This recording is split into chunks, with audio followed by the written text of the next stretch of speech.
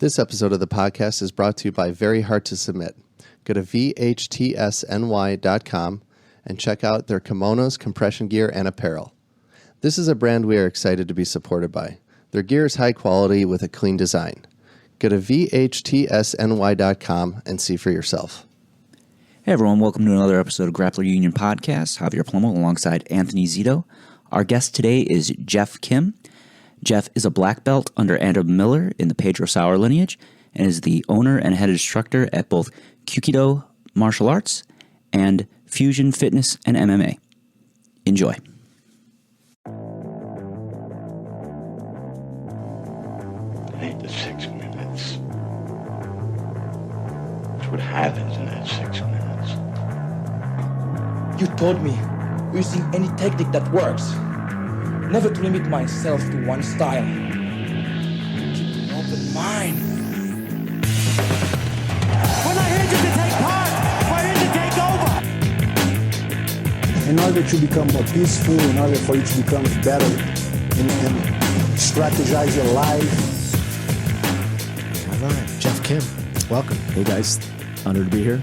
Thank you, Javi, for the invite. No problem. Glad to have you here, man. So we were talking about everyone's beginnings in the martial arts. Of course, mine, when I was a wee lad, technically started with Tang Sudo before I ended up doing wrestling and then eventually getting into Filipino stick fighting and Japanese jiu-jitsu. Zito, hashtag JKD all the way. Yes. JKD life. That's right.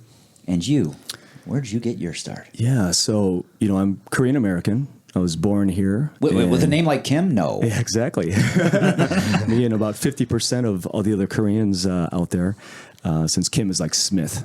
It's a very, very common last name.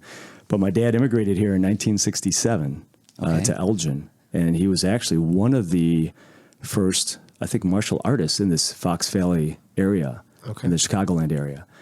And he was, I can't remember what degree he was in judo, maybe 5th or 6th or something. And he was Tang Sudo as well. Mm-hmm. He said when he first came here, everything was judo. Okay. So judo chop, judo kick. I love the judo chop. It was very interesting. So when he came here too, he said he's just like, people didn't know, there was no taekwondo. Right. I mean, the Really? jiu-jitsu, it wasn't, no, it was his No sign. taekwondo? No taekwondo, Oh, no taekwondo. It was Tang Sudo. Okay. Kind of like what Javi was saying earlier. And, the interesting thing was he had a big yellow sign in downtown Elgin off of Spring Street, and it said Kim's Karate Judo. Mm-hmm. And he never took karate. Okay. Right. He took judo, but he put karate on there because really that's was karate and judo were the two popular, I guess, the more well-known names in the 60s. Mm-hmm. And so he basically had called it that, even though what he really was in Tang Sudo and Hapkido and in judo. Okay. But he, like I said, he was one of the first schools. And, it was really interesting because I was born in 71. And so I was one of those kids where I just grew up on the mat. Right. And so I have a lot of Korean-American friends whose fathers were also master instructors that immigrated from South Korea to the States and all over the place. Right. And so I have a handful of friends that were like me, born in the States with a master instructor, Korean master instructor teaching martial arts for the first time here. So it was kind of an interesting upbringing where I didn't have a choice. It was right. Whether you like it or not. Whether you like it or not, you follow where your parents are going and, you're just on the mat. So at about 3 years old is when I started training. So from there, and this is then in the 70s. Yeah. And there was not many kids. I was one of a few kids. Obviously, it was the owner's kid. So, everyone pretty much harassed me, and it's just the way it goes. But we'll jump ahead a little bit just so I don't forget the reference to the Karate Kid. But I know in the 70s, 60s, and 70s, mostly adults. I know that was when it was more bare knuckle and. There were some stories of dojo raids. I remember, we hear about that with the Gracies, and it definitely happened. But it wasn't really a dojo raid. It was that, here you have a Korean guy, that is teaching judo, and then you have tough guys in Chicago, and they would say, "Oh, okay, there's a school out there in Elgin. Let's go drive out there and check it out." So they would come in and check it out. And my dad's English was very limited back then. So, I think a lot of times they say, let's spar. So he says, okay. And then, they're like trying to punch and kick him. Then he would just grab him and throw him. Because it's, his main focus was judo. and then you would throw them, and they don't know how to fall. So that would basically finish the fight. Exactly. Right. Because a those lot are of the people, best people to throw. Right. And back then, the mats, they had, I think it was a thin sliver of styrofoam. Okay. And then over a wood floor. Right. And then there was pockets in the styrofoam where it was completely like dead. There was no, don't fall there. That's the danger zone. There were spots where it was like it's just a wood floor with a thin sliver of styrofoam covering it. So I can only imagine back then just people coming in and because back then in the 60s people really didn't know. I mean, this is kind of before Bruce Lee. Judo became an Olympic sport in '64. Okay. So a lot of that was still relatively new. But that was kind of my upbringing was in more traditional martial arts. Yeah. So in 1974, my dad and a friend of his had talked about martial arts and et cetera. And that's when he coined this term Kyuki-Do martial arts. And Kyuk means strike. Ki, of course, is energy, and Do is the way. So in the mid 70s, he started talking about, hey, what if we combined certain martial arts? Sure. And that's when in 1979 he formed this organization called the American Kyuki-Do Federation. Okay. And he combined Tang-Soo-Do or Taekwondo with Hapkido and Judo. So kind of what Bruce was doing already. Back in the early 70s. And, he was kind of the same mindset. So, But with specific these three. Specifically these three, right? Right. Specifically these Korean-based martial arts, Right. because that's what he knew. Exactly. I took over his organization. He retired, probably about maybe 10 years ago or so. Okay. He's about 80 years old right now. And so, we've included a bunch of different arts in there as we were talking earlier. It's just kind of funny because I think a lot of us that have grown up in a traditional martial arts setting, we kind of find our way to the whole JKD, Kali type setting. And then from there, we found our way to jiu-jitsu. Right. So it is kind of funny when I heard some of your past podcasts and just the weave of the path that we've all kind of taken. We've all kind of ended up in jiu-jitsu. Obviously, this is Grappler's Union podcast. Yeah. So JKD is the gateway drug. Right. Jiu-jitsu, Right, is that what's going on yes, here? absolutely. And I think even traditional martial arts too. Because I still have two academies. One academy is my Kyuki-Do school, and we adhere to the traditional teachings that we've done. My dad started back in the 70s, Right. and we've had to modernize the techniques, obviously. But then, I created another school for Thai boxing and for jiu-jitsu. Okay. They used to be housed under the same school. And for several years, I've noticed that the cultures were quite different. In what way?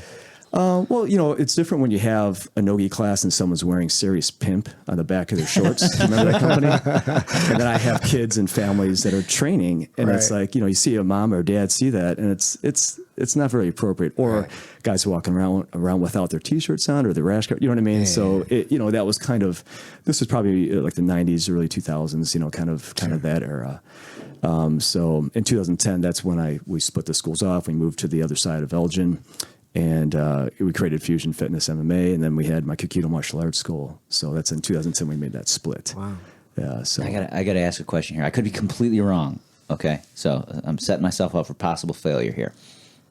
Your dad's school, you said it had a big yellow sign, Kim's Karate and Judo, right? yes. Was it like right in the heart of downtown? And did he have an attached store that sold all kind of? Yes, that was. God, I've been to your dad's store That was a million my mom's times. store. I used to work there too. Oh my gosh! Yeah, absolutely. Yeah. I would go in there, and I like. Elgin's not that close to where I used to live, but it wasn't like But it was like the only martial arts for store sure. that it was in like the area. if you wanted martial arts supplies and you didn't want to drive all the way into the city, I would drive out to Elgin and be like, "Oh, cool, foam nunchucks, just what I needed." Shiny stars. Yeah, I can't begin to tell you how many kung fu shoes I sold. I mean, that was so popular back in the 80s. You guys remember the Kung Fu shoes? Yes. $5.99. I think it was like $6.31 with tax. So I know how much they were. That's how many you sold that you have that memorized. But those are so popular. Yeah, tabby boots, ninja uniforms. Ninja was big when I was It little. was huge. So big. Shokasuji. You guys remember Shokasuji? He did all those ninja movies, I think, back in the 80s it was. Yeah. But I mean, I was digging through because I just moved. Okay, so when you move, you unfortunately have to go through those boxes and see all the shit that you should have thrown out by now, but still haven't been able to.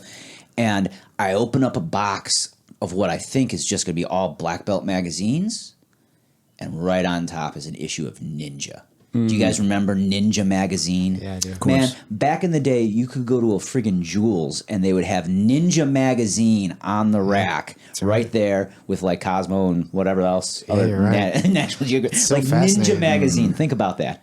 There's an entire generation of people listening to this that never had the experience of going to a Jewel And seeing that, picking up yes. a copy of Ninja Magazine. Well, speaking of ninjas, I can tell you guys that those ninja claws, those climbing claws, they do not work. So I tried, and they absolutely do not work. You know, the ones you tie on the feet, and then you have the Velcro on the hands. Yeah. And it's, Man, I can't. I think they're called Shuko. I think it is, and the believe so. ones for the feet are Ashiko or Ashuko or something like that. Of course you would know That that. I don't remember. Of course Javi good, would Javi. fucking know that. That's good. I have a very eclectic background. Of course you I do. still I am still in contact. One of my very best friends trains not technically ninjutsu Okay. because they don't like when you say that. Okay. Why? Why don't they like it? Ninjutsu. God, I can't believe I'm doing this speech for him. Please inform us.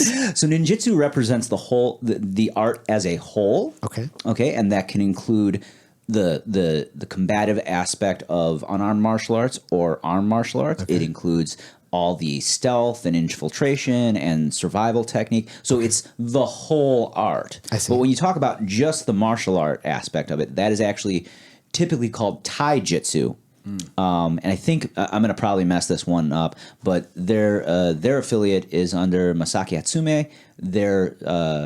Their style is called Bujinkan. So it's like, I think it's formally called Bujinkan Taijutsu, if I remember that all correctly. Chuck, sorry if I messed that up. But yeah, so yeah, definitely some folks that still train ninjutsu So out there. they really train with like smoke bombs and stuff like that? For the most part, no. No. This is more movie stuff, right? Well, like They did a little bit of that, I think. I think everyone I know that has ever done ninjutsu gets very deep into some weapons aspect. Like that's definitely an interest. Like you're not going to go train ninjutsu and not learn some kind of sword or shuriken or whatever. And most people at least do some cursory study of like the stealth stuff. But a lot of guys that I've run into are mostly interested in the martial arts technique, so they're mostly doing the taijutsu stuff, not necessarily figuring out how to like swim while breathing through a reed or anything like that. Well, I know back in the day, though, Stephen Hayes, I believe, was Stephen Hayes was the authority American- of ninjutsu in and America. he was ranked under. He's got his own separate style. I can't remember what it's called. But yeah, he was Hatsumi's top guy in the States, or one of the top guys. Definitely one of the best known guys, I should say. I think one of the best ninja movies I saw was, I think it was called Iron Monkey. Have you seen that remember one? that one, yeah. That's the one where like the ninjas captured the guy like with their hook things that had chains on the end of it, hooked the body parts, and then they actually pulled and just some really. It's a really interesting. I'm sure it's not. Obviously, that's not based in reality, But it's a fantastic the, movie. Yeah, the choreography and the just the ability of them to infiltrate. Was pretty well pointed out in that film. I loved those ninja movies back when I was younger. I loved them. I mean, I still do. I have to be in the right mood for it. Don't get me wrong. But yeah, like when I see a movie like that has really excellent choreography and still a lot of like flying kicks and fancy weapon work and whatnot, I still appreciate that a lot. I mean, I'm still a fan of Jackie Chan movies. Yeah, for sure. I mean, I think his choreographed scenes are awesome. Yeah, Tony Jaa. Yeah. Really good stuff. I mean, I know he's retired now, right? I don't. He just had that movie, The Foreigner. That came Yeah, out I don't know that years ago. Jackie Chan's ever going to truly retire. Who's the one that retired? That one really. He did the Jet Li? Jet Li. That's the one. He retired, right? I believe Yeah. so. Yes, He was phenomenal. Yeah, All of yeah. his movies were. I think he's younger than Jackie too. Yeah, Yeah, which I find so- odd. Maybe just wants to sit back and eat pizza. Can't all be like Zito. Yeah. Or maybe he's going to get into dramas. Yeah, That could be. But he was I like Jet Li a lot. I like Yeah. all of his movies. The One is an awesome movie.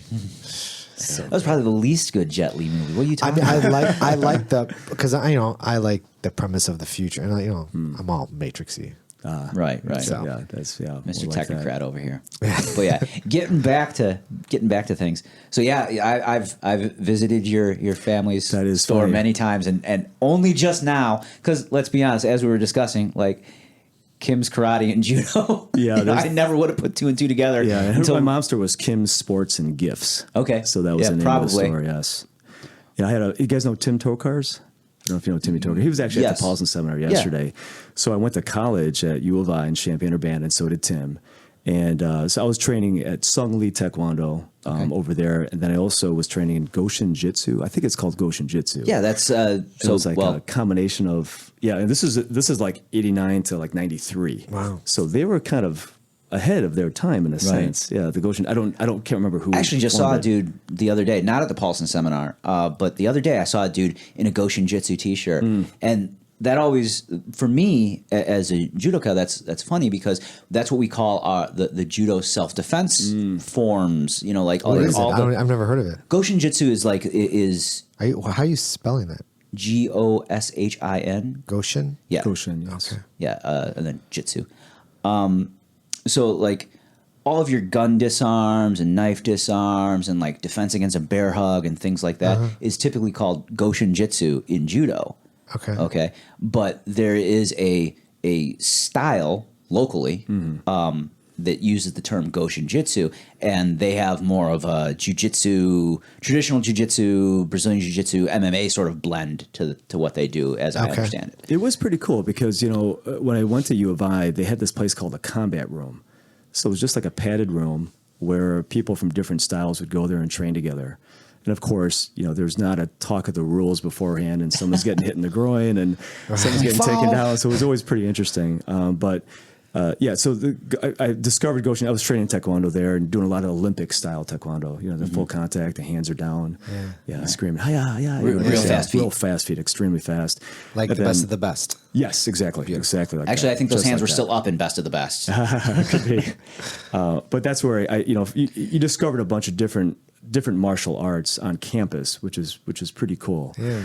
But I remember, I think that's where I met Tim. I believe his memory might be better than mine. But after we graduated from college, sometime in the summers, I would be at my mom's store after that because I went to law school right after that.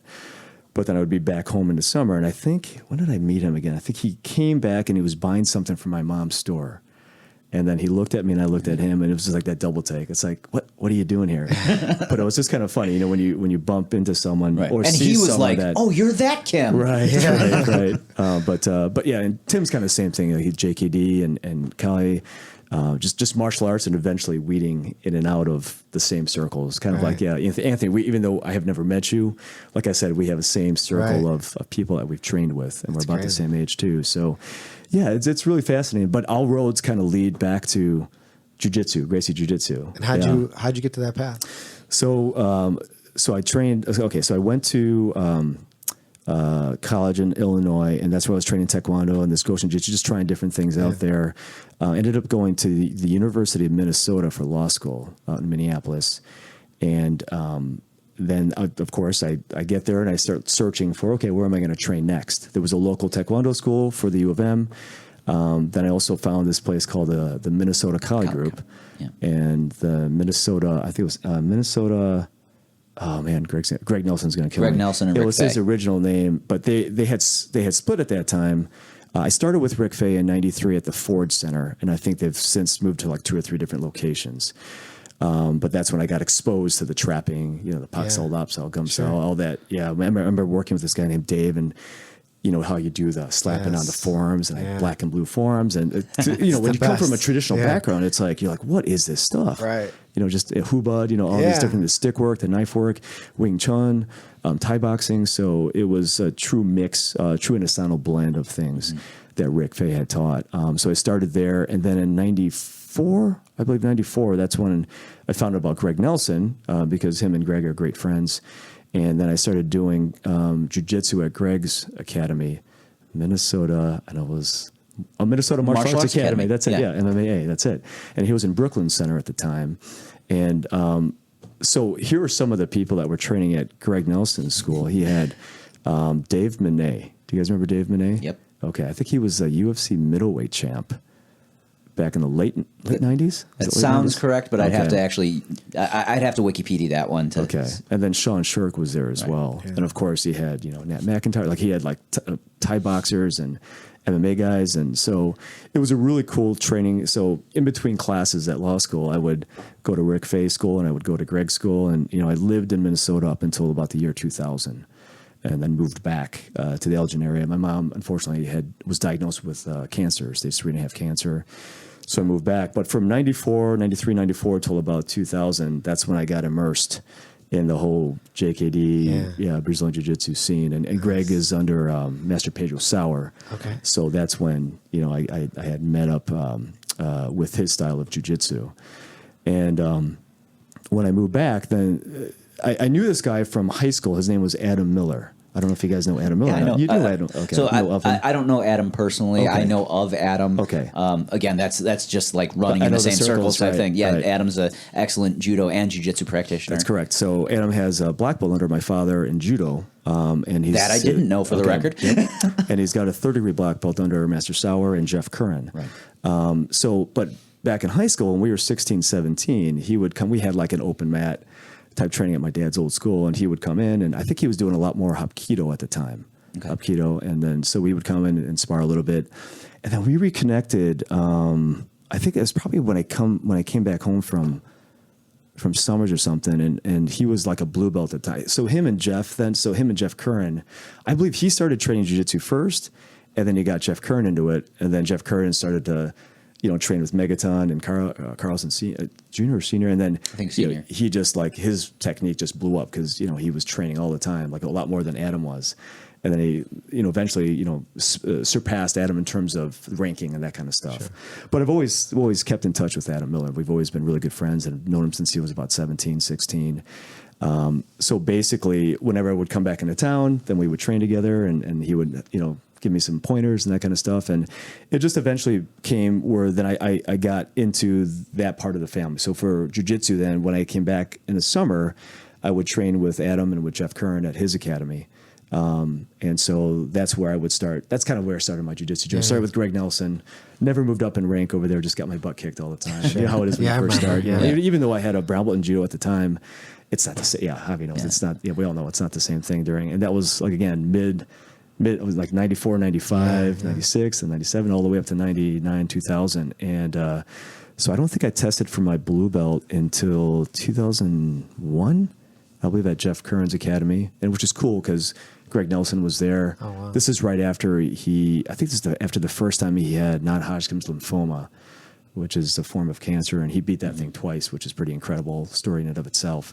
But it was kind of nice because Greg was there, and then eventually I got my purple and brown under Jeff Curran and Adam Miller, and I think Matt Strack as well was there for my purple, and eventually I got my black belt in 2016 under Adam Miller and Pedro Sauer, Jeff Curran, kind of that lineage, right? Back in 2016, yeah. That's a long time to be training. It was a long time, about 21 years. Jesus. But I know I was kind of back and forth too. Yeah. You know how it is because I had other schools. I worked as an attorney. Hard to be consistent. Yeah, especially I had kids, so that's the whole journey of life, and in terms of, but still the roundabout never. line.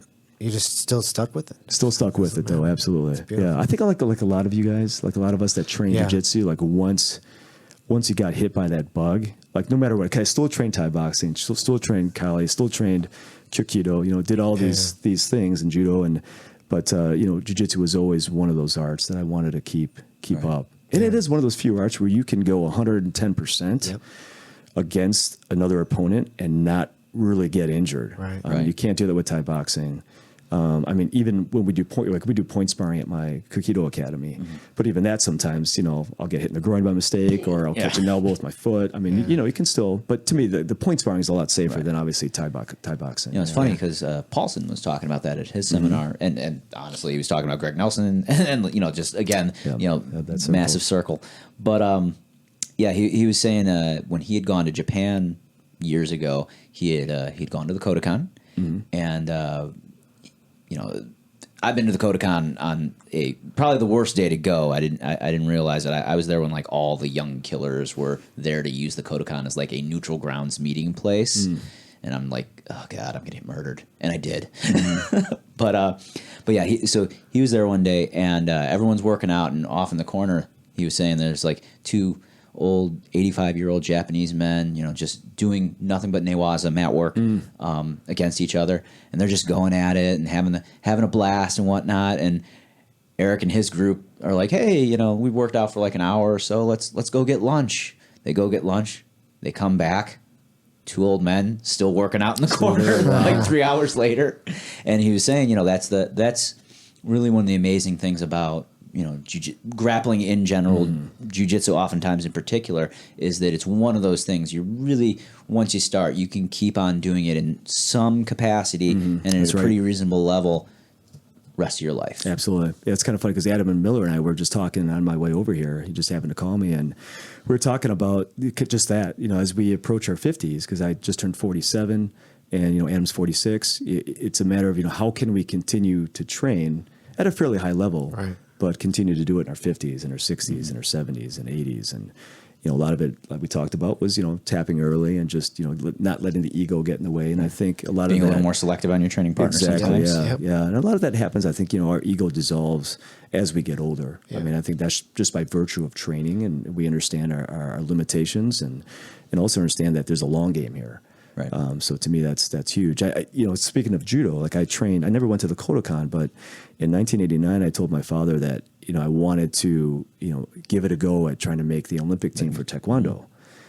And so he's like, you know, back then he had connections. So it was like the Olympic training center that we have here in the States. They have an equivalent in Seoul, Korea. So he pulled some strings, got me in there. And so since my dad was a judoka, you know, I stayed with the judo team, but I trained in Taekwondo. So, and they had 2-a-days, sometimes 3-a-days. You know, the Taekwondo guys did a lot of track work in the morning, and then hitting the focus paddles in the late morning, get a little break, and then the sparring sessions were late afternoon at nighttime. So that was really, really cool training. But Yeah, I was about to say, that sounds like an awesome experience. Yeah, I would stay with the judo guys, but it was interesting because I did a couple sessions with them in judo. And I don't know if this was like this in Japan or not, but they told me that they don't wear cup supporters or underwear when they train. Okay, I didn't observe any underwear, so I don't know. And I was like, really? I was like, yeah. I'm like, okay. It was to me. I don't know. Oh. Yeah, I should ask my dad that. But that was one thing that stuck with me on that trip. And but so when they're training, it's like they're learning how to keep safe. You know, in terms of like, I don't know if you guys wear cup supporters when you're training jiu-jitsu. No. Okay, not anymore. I did when I first came back to jiu-jitsu. Yes, you did.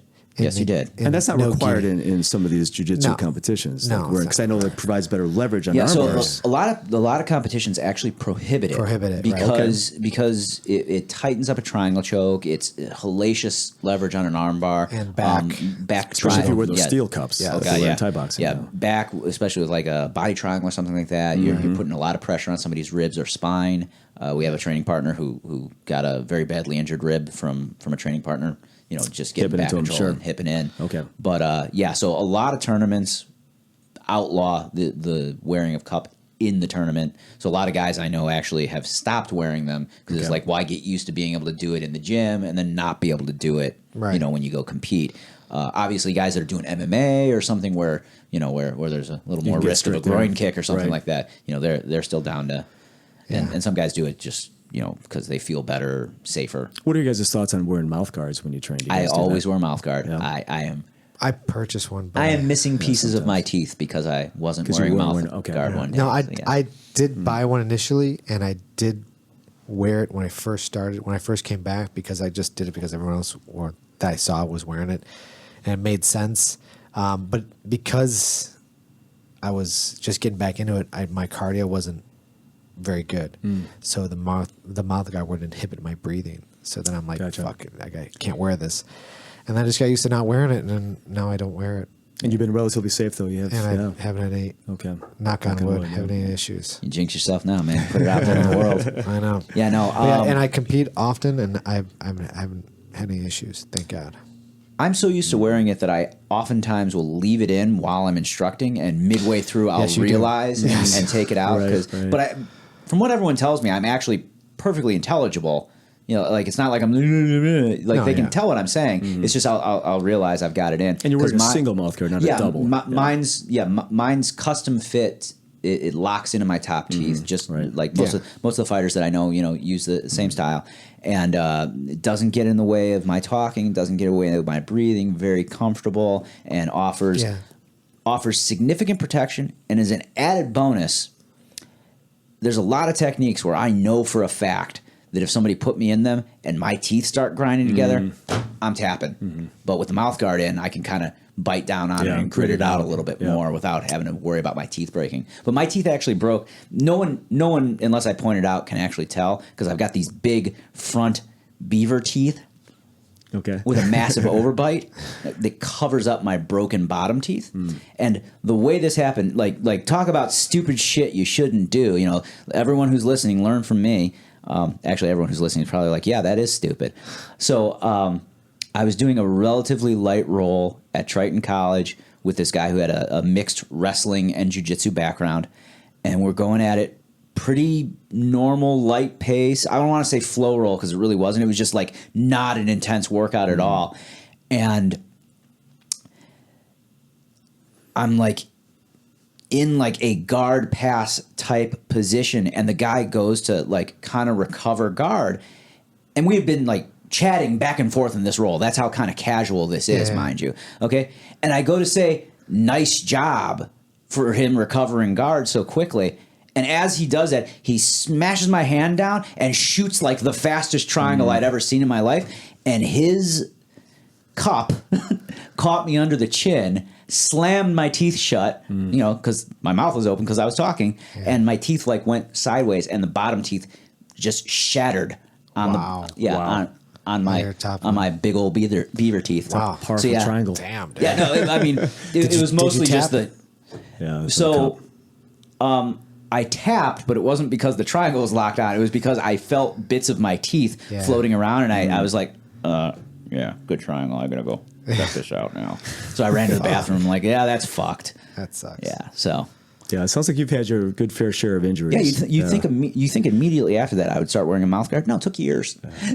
Took getting my teeth clicked together another time before I was like, okay, nothing broke that time, and I was just like, knock on wood, got lucky this time. Let's never do that again. Going to get a mouth guard. It's like I've got a little CrossFit story. Do you guys do CrossFit? I don't. You don't? Have you ever done CrossFit? No. I have been How about around you, Harvey? CrossFit. I've been to many gyms that have CrossFit, and I have participated in one or two WODs just to see how terrible they truly were. Okay, so I've got an interesting CrossFit story that maybe someone listening will learn from as my well. mistake. Yes, because I was in the hospital for 4 days. Oh, Jesus. Yeah, from this little incident, and I don't blame CrossFit. So a lot of it, but it's something that happens when you do CrossFit a lot. And so what happened was, so I have an affiliate school. Yeah, do you know what starts with the letter R? Yeah. Okay. Yep. Exactly. There's an affiliate school that we have out in Lexington, Kentucky. It's a Kyuki-Do school. And right next door to it, there's a CrossFit gym. Great owners, love the place. So every time I would visit my affiliate out there, do a seminar or train or whatever, then I would go. And so I was at a 5:30 a.m. session. And you're right, they do a lot of these, high intense workouts. So I can't remember the name of it, but the first workout was you did rows. You guys know the rows? Yeah. So you do the row machine. I think it was either 250 or 500 meters. And then immediately you hop off and you bust out 25 push-ups. Okay. And you go back on, you go back off. And I think it was for like time. It was like 8 or 10 minutes. So you're just Back and forth, doing back and forth, as fast as you can. And then the second workout, so you got a pretty good pump on the arms. Then the second workout, we did split jerks. So you basically clean the bar, and then you pop it up over your head, and you split your legs like you're doing what's that called? Like a lunge. Like a lunge, yeah, boom, yeah. Right? And then you would set it back down. And I think that was 5 sets of 5 reps. And if you know anything about CrossFit, it's very competitive. So, of course, I'm out of town. I'm a guest. So there's other guys there. So I'm seeing what they're lifting. Right. So I'm like, all right, I got to match that, right? Because that's what you do. You don't, you got to say that, yeah. Can't be like, hey, take some weight off that bar. Right, exactly. Just give me the bar. That's it. So I can't remember. I think it was like 135 pounds, just the plates or whatever. So you clean it, split jerk. So I did 5 sets of 5 of those. So did the workout, felt great. Everything was great. Then we were driving from our affiliate there, driving to our affiliate in Athens, Georgia.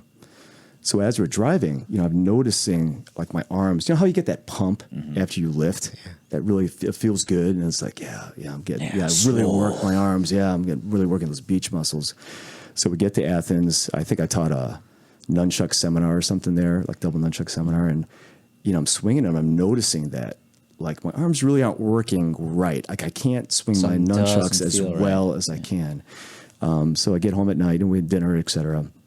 And I went to the washroom and, I peed and noticed that Strange a color, little strange right? color. It was Yeah. kind of an odd color and a very strong, different smell that I wasn't used to. And I'm like, that's interesting. Didn't really think about it.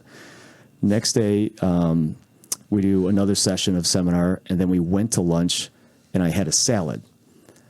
And so, I'm here at this table here in this, in your studio, and I put the fork in the salad, and I tried to reach the fork, put the fork in my mouth, and I couldn't. I was like, I can't lift Your arm. my arm because it was so taut. Like it was swelling up. Like to me, like I'm looking in the mirror and stuff, and I'm like, man, I'm jacked. Yeah, I'm getting huge. But it got to the point where it's almost like you feel like your skin is so tight. Right, like it's gonna there's- burst. There's fluid, yeah, like it's gonna burst. Like if I squeezed really tight, it would just tear up and things would be oozing out. So I felt that, and it was kind of funny because I was talking to some of the guys there at lunch, and we were joking around. Yeah, it could be this thing called rhabdomyolysis. I'm like, yeah, what was that? Whatever. It's good. Yeah, I look good. That's all that matters, right? Whatever. And so after we're done with the session there, we visited our other affiliate that's out in Pensacola, Florida. Jeez. So we drove from this is a Athens long down trip. to there, and again, my arms are like, they're not feeling good. And I had to do, I think, another nunchuck seminar down there, and I couldn't. I think I asked one of my colleagues that went down with me, hey, can you do the seminar? And my arms are not feeling right. Wow. So this was, I think, a span of like 2 or 3 days. So then we're driving back from Pensacola back to Elgin, and that's when I noticed a fluid buildup in my elbow. Okay. So basically, all the nice looking muscle that I had in my arms started drooping down to my down to my forearm, Right. down to my elbow, into my forearms, and my forearm, like you would do this, I would touch my forearm, and it's like Squishy. liquid. Yeah, Yeah. it's like squishy. Wow. So I was like going, and then that's when my friend started looking online as I was driving, and he's like, I think he got rhabdo. I'm like, no, come on, what's this rhabdo stuff? It was one workout. Come on, Yeah. exactly, Yeah. So then I went home, I was married at the time, but I talked to my ex, I showed her, and she was like, you got to go to the hospital. So I drove to Sherman Hospital, or kind of local hospital. They ran a test, like a blood test on me. And they said the normal count, I can't remember what they called it, like a CK test, I think it was called. And normally you're at about 150. That's like the measurement. Okay. And mine came back at about 75,000. Wait, what? Yeah. So they're like, no, you got to stay here. We need to put you on an IV. Right. And you cannot leave until we get that number down below 10,000. I'm like, what? I'm like, yeah. He's like, you could have kidney failure. Right. Whoa. And I was like, oh, okay, this is actually pretty serious. And then so- you started Googling things. Yeah, and I was like, yeah, exactly. And it was kind of funny because I started researching it, like Javi said, and I sent a message to a couple other people that had it as well. Mm-hmm. And I can't remember her name now, but some other lady had it in her legs. And she had rhabdo in So both you had her this legs. in a specific area. Yeah, you have in a specific area. So basically what happened is that I lifted, so I blew out my triceps. Okay. So the myoglobin that was in the tricep, the protein, blew up and it went into my bloodstream. And that's what was building the fluid up. And they said it was like when you're in a car accident, or they see it in a lot of like terrorist attacks, like when a building falls on you or you get into a crash and it smashes into your body and it kind of smashes your bones. Yeah. It basically just blows up your muscles. Right. And all the protein that's in your muscles then starts oozing into the inside of your body. So basically, and that's what happened. I was actually peeing blood. Right. And I didn't know this either, that when you pee blood, the color is like Coca-Cola. Yeah. Yeah, it's not, in my mind, for some reason, I was, if you're peeing blood, it had it's like, spots of red in it, right? Exactly. But it was, and now I thought back and I'm like, yep, that's what it was. That's absolutely what it was. So I just didn't really catch the signs because I didn't know. You don't really think about rhabdo when you're doing a workout.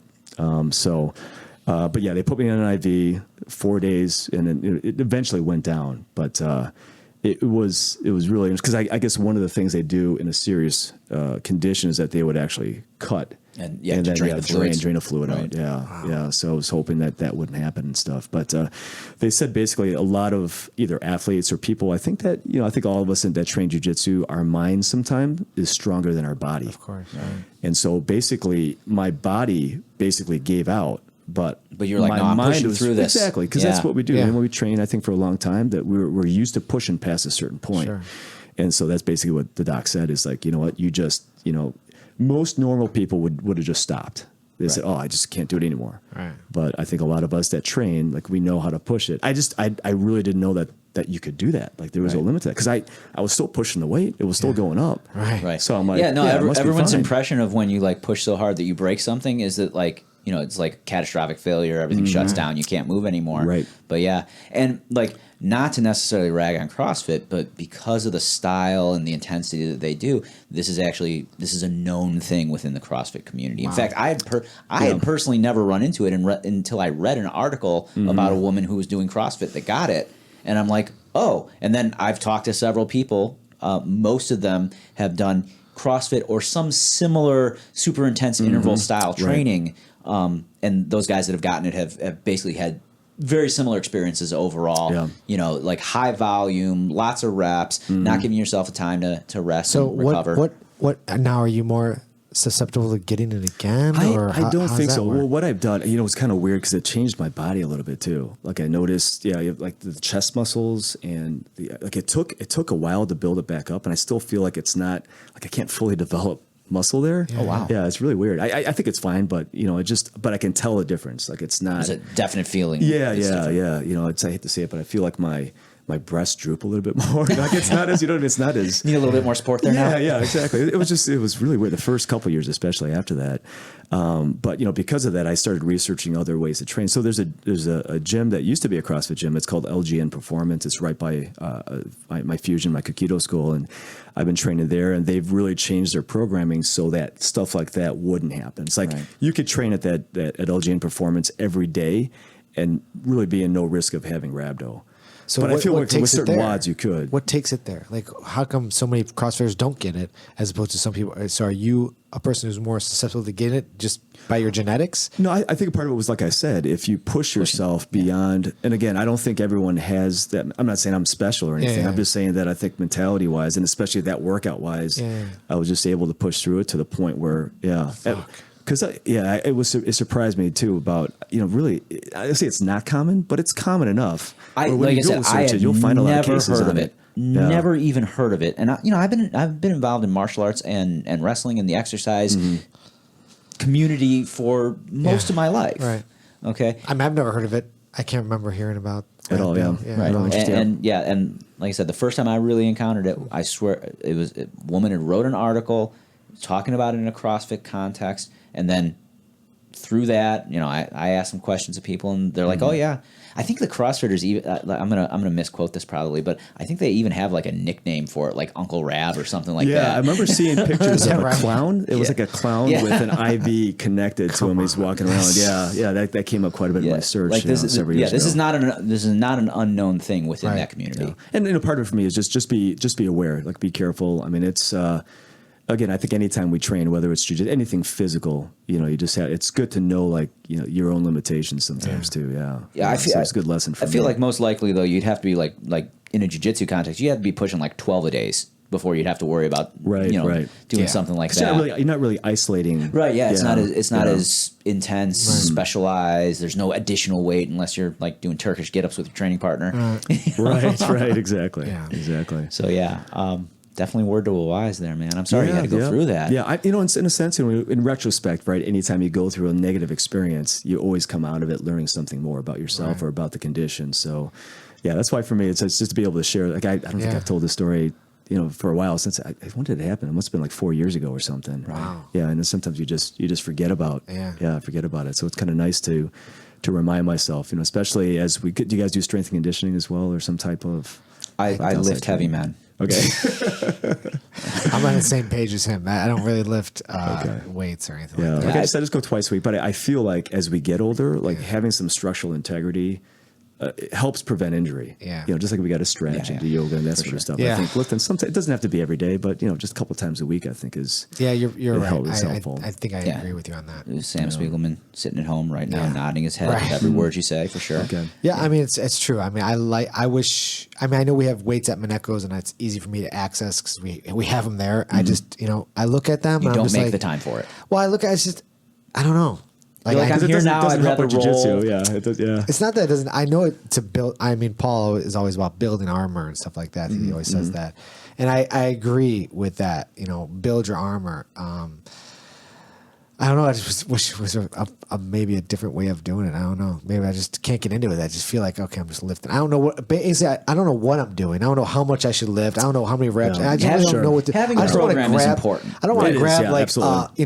a 10-pound weight and just start doing curl. I don't know what the fuck I'm doing. I have no idea. I think just like jiu-jitsu, finding a really good gym that has a philosophy that you can get behind. I think to me that's instead of like trying to do it on your own. Because you're right, it's like I have a lot of equipment at my own place too, but I prefer to go to a group class and then programming's done. Yeah, and it's all show me set. what do. Tell me when to grab that. Exactly. That Plus, weight. they're looking at your technique and they're critiquing you. And that's, exactly. So Tony and I used to lift together, which is Tony Cicchini. Yes. Which is crazy when you think about it, because obviously I was never putting up anywhere near as much weight as he was. But for me, above and beyond, the fact that he's my coach and he's walking me through everything. For me, the social aspect of that has always been a big motivator. Like, I'm not personally the kind of guy that wants to go solo to the gym and just bang out a bunch of reps, take a shower, and go. Right. Like, I'm gonna hang out with my buddy. We're gonna talk between sets. He's gonna spot me. He's gonna make sure that my form's good, so I haven't been staring in the mirror or recording myself to check it and whatnot. Like that whole process has always made lifting, and even not cardio to the same degree, because you're not be talking to somebody while you're on the treadmill or whatnot. But like, just I guess that social aspect of going to the gym has always kind of appealed to me, and that for me is a big motivator, because it's like if I can't go to the gym on a Tuesday, that means my lifting partner doesn't have a lifting partner. Suddenly I'm letting him down.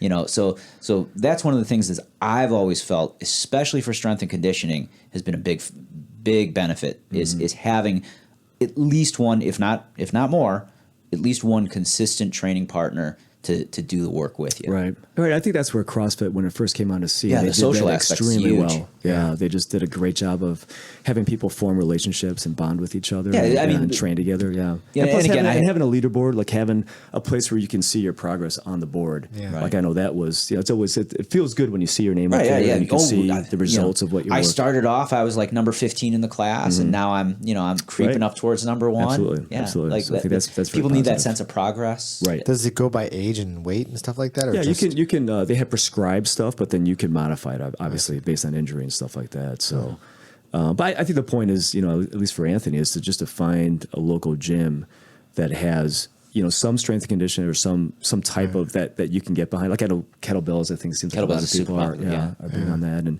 like it doesn't have to be like Olympic lifting type things that they do in CrossFit, but. But deadlifts and back squats and cleans, like stuff like that, I think helps. But it's a very technical part of lifting, though. I know that's sometimes if you are not being very technical when you're doing that, you're going to hurt yourself. Yeah, that's going to more. cause injury, not prevent it. Absolutely. But I think that's a big part. At least for me, when I'm 47 and still continuing to train jiu-jitsu and still roll and. I don't compete. I would love to get back into competing. I want to wait for my kids to get a little bit older. Yeah. But I don't even know what I'd be. Probably Masters 5 or something, or Masters 4. Masters 4. Okay, great. That means I'm. Well, it depends on how long you wait. You and Mineko. There you go. Good luck with that one. Exactly. Or McVicker, right? If I'm a little bit later. So. Exactly. But still, I think I do believe that competition is important, but I know that it's got to fit in your life that you're living right now. Yeah. So I know for me personally right now, just between running a couple of academies and, I run the Kyuki-Do Federation as well. Yeah. So tell us more about that. How you pronounce it? Kyuki-Do. Yeah. I was joking around with Javi earlier how some people call it Cookie-Do. Cookie-Do, yeah. I feel like this is a super marketable brand, man. Like we get a Cookie Monster T-shirt going, We have to look into that. But like I said, we like to say it's more of a traditional mixed martial art. Okay. Yeah, because it does combine other elements, and since with my JKD background and stuff, we added elements of Thai boxing and of Kali and. Oh, you have? Yeah, we do. Yeah, Hubud. Wow. So it's incorporated in there, but more at the black belt level, because unlike jujitsu, in our style, you can get a black belt in about 3 or 4 years. Oh, why which is is pretty that? traditional, I think. And we kind of follow that the progression of a traditional art. Where in our system there's 12 ranks. I know Taekwondo is very similar as well, and karate too. I think the whole belt ranking system was created by Americans in I think in the 70s or 80s. Actually, So so the belt rank system that most like the concept of using belts to determine rank actually originally comes from judo. And well, in judo, there was only 3 ranks. Right. There was only a couple of ranks early That's all on. it was, yeah. And my dad got his black belt, I think, in just a couple years. Yeah, usually it's not like usually doesn't back then. Yeah, there's guys like in America who are like 15 years till black belt in judo, and then there's like guys in Japan, like the a heart and couple soul years, of it. because that's It's usually like, where it starts. 4 or 5 years. Well, what's interesting too is because you guys know Junri. So I think he's the father of American Taekwondo. Absolutely. I think Junri. I have many black belt magazines with Junri. Right. I think he connected with Nick Kukinos, who had operated EFC, which is a billing company that a lot of martial arts schools used back in the 80s, maybe even the 70s. I don't know the origination of EFC, but I was with him for several years too on a business standpoint.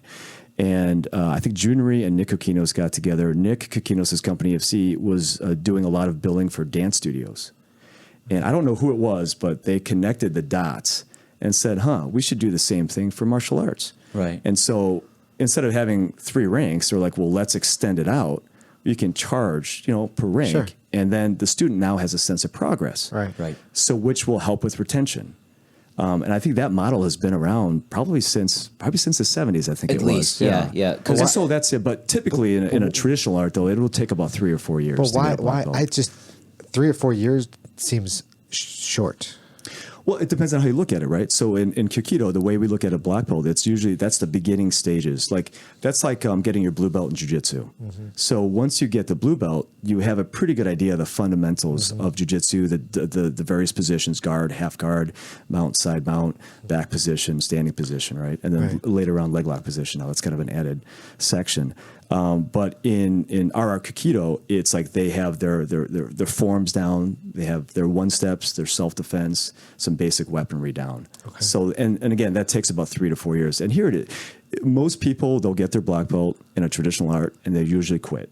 A lot of times. And that's true in jiu-jitsu kind of like too. the blue belt blues. Absolutely. It's very, very similar. So I see a lot of similarities, because I've taught and I've been in a traditional system for so long. I see now jiu-jitsu is following that path, because it's a proven business model. And if you look at, I think Gracie Baja, franchised out, and they have, I think people can get their black belt under the Gracie Baja system in about 8 years. I think 8 to 10 years. Is that it? So, but it's kind of the same thing. I don't want to speak out of turn on yeah. Baja's system, but they do have and sometimes people do misunderstand that there's a minimum time in number of hours and whatnot that's required before you can get your next belt. Some people interpret that as, they look at it wrong and they're like, oh, this is the amount of time that it takes. But no, that's a recommended minimum. Obviously, when everything's being done correctly, nobody's going to be promoted in that amount of time unless Correct.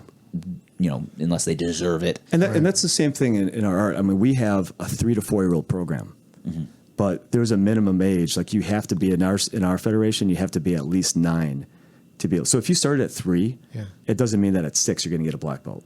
So we have a minimum child age. Black belts? We do have child black belts in our traditional art. Why is that? That's what's confusing for me is the child black belts, because you always have that mother is like, this is only confusing to jiu-jitsu guys for the record. So it's really confusing. You're right. I just don't know, because you're the other. My son, he's a black belt. Because if I'm like having a conversation with someone and they go, if they ask, I'm purple. Oh, my son's a black belt. But again, it's like, why?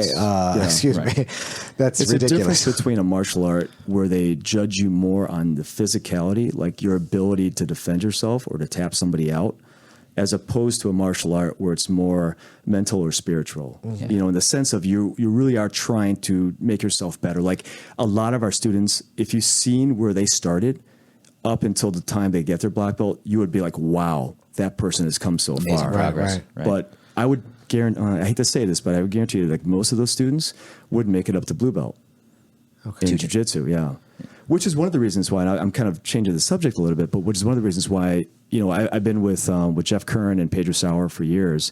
And then I can't remember how long ago, maybe 3 years ago, Master Sauer encouraged a lot of his affiliates to check out the Gracie University, through Henner and Hedon. Yeah. And so I had Henner came out to do a Gracie survival tactics seminar at my school for a bunch of U.S. Marshals. That was like 2 years ago, wasn't it? That was 2016. I remember seeing it at the time. And that was my first exposure to Henner and kind of their style of teaching. Yeah. And what I witnessed there that really changed my mind about their Gracie Combatives program was about 15 of the guys had zero ground experience as U.S. Marshals. And about the other half had some experience, and some were like, higher level blue, purple belts in jiu-jitsu. Yeah. But Henner has a specific way that he teaches certain moves in jiu-jitsu. The first day, we did this thing called, top game. You basically try to mount the guy and then you stay on top. And that first day, the guys that didn't have experience, of course, it was really easy to hold them down. Sure. Like I'm about $160. Some of these guys are, 220 to 250, like big guys. But with technique, and they don't know what they're doing. We can hold them down. By Friday, part of the drill is that they learn some different escapes, trap and roll escapes or elbow escapes. And by Friday, I could not hold these guys down anymore. They learned these are 6-hour sessions, part of their course for law enforcement or military, and that methodology of how they taught was what made me go, okay, this is something that I think would be really good that I can bring to the community. Saw here. Immediate value. I did, yeah, because there weren't they call them certified training centers. There weren't any other CTCs in our area, I think, except for Jared DeGroot, who's down south, southern Jacksonville, Illinois. So that's when I went through their system and, I tested for my combatives belt. I did their instructor course, and passed that course in January 2017. And as of February of 17, we became a certified training center, with the Gracie University. Yeah. So, but before that, we basically did, I think, what a lot of jiu-jitsu schools do. We had our own fundamentals program, then we had our advanced program, and, you kind of create your own thing and you follow it and you have some success with it. Sometimes you do, sometimes you don't.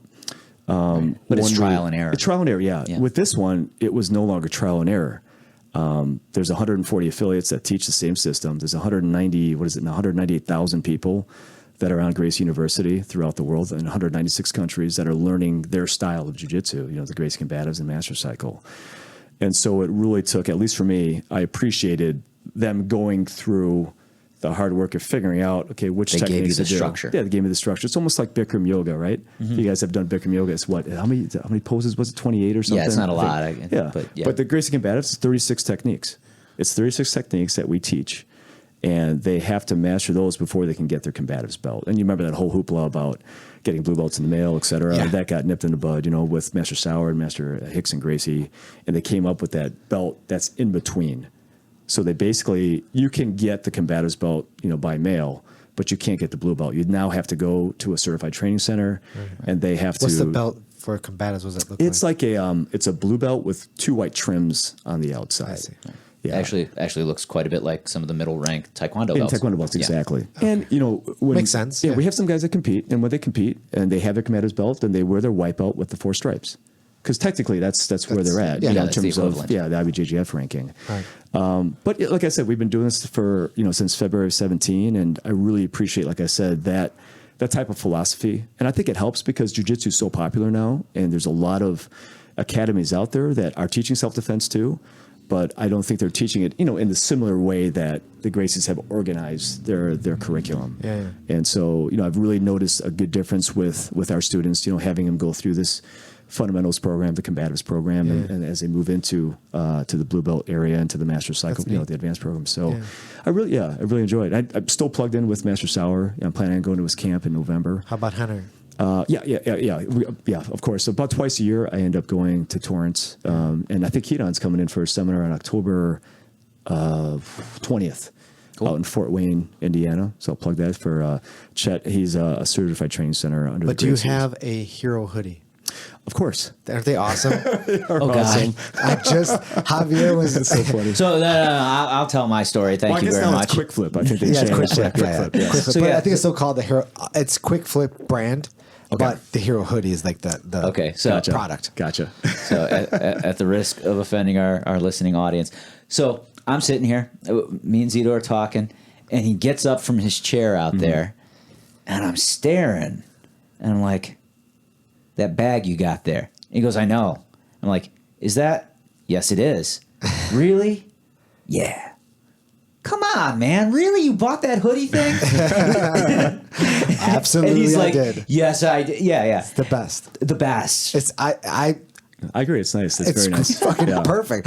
So And you here's can my thing. actually Hold- put stuff in there. You can and actually it holds put stuff, pretty hold good stuff, weight. Yes. and it comes like to undo it, put it back on. 10 it's seconds or less, fucking right? beautiful. Yeah. And I Come on, usually, Howie, what's up? What the Get fuck? What don't you get on board with this, buddy? So actually, I should have brought him one. You should have. Yeah. yeah, definitely do. But to be fair, when I first saw it, I thought it was a really neat idea. Okay. I also thought that commercial was terrible. Come on, at least feel me on that. Okay. Henner's commercial was just. He's a salesman. Oh God, I hate that commercial so much. But the idea was cool. Like I straight up thought the idea of turning the hoodie into a little bag is pretty cool. Didn't get a chance to use it, so don't know how awesome it is. But I apparently we have two big fans in studio here. after the There you go. podcast. But it's honestly legit. Like I had some, Reservations about it I and did. stuff, yeah. I was like, so I got it, and I'm like, oh bro, God, this thing's Paper clips. I saw them. They were there. They spoke to me. Remember? This thing I is think now good. they're actually letting schools put their own brand on there now. The logo. Yeah, Nice. yeah, which is pretty That's a cool. good idea. Yeah, I was Yeah. wondering when they were going to do that. So. Because it's I got the black one because I Okay. didn't know what color. I just liked the black. Right. And it's great. And I was actually gonna put Grappler Union have it. There's get a place the- out in right, vinyl. yep. have yeah, they'll ink put your on there. wear. They Sure. just ink anything. And I was Okay. gonna put the logo black on black, of course, on the hoodie because the hoodie's clean. It's very clean design. Clean design. There we go. It is. It Hashtag. is. And it clean works. design. It really Like I was like, it doesn't really work. Fucking works. Yeah. That thing. Put it as a backpack. Put my phone in there. Put my wallet in there. Keys, whatever. Holds it all. Holds it all. It Take does. it off. And it fucking See, goes back to Now, regular here's the shape. thing. It's Here's great. the thing. I carry an actual backpack You with me, do. so at no point in time can I give up the backpack.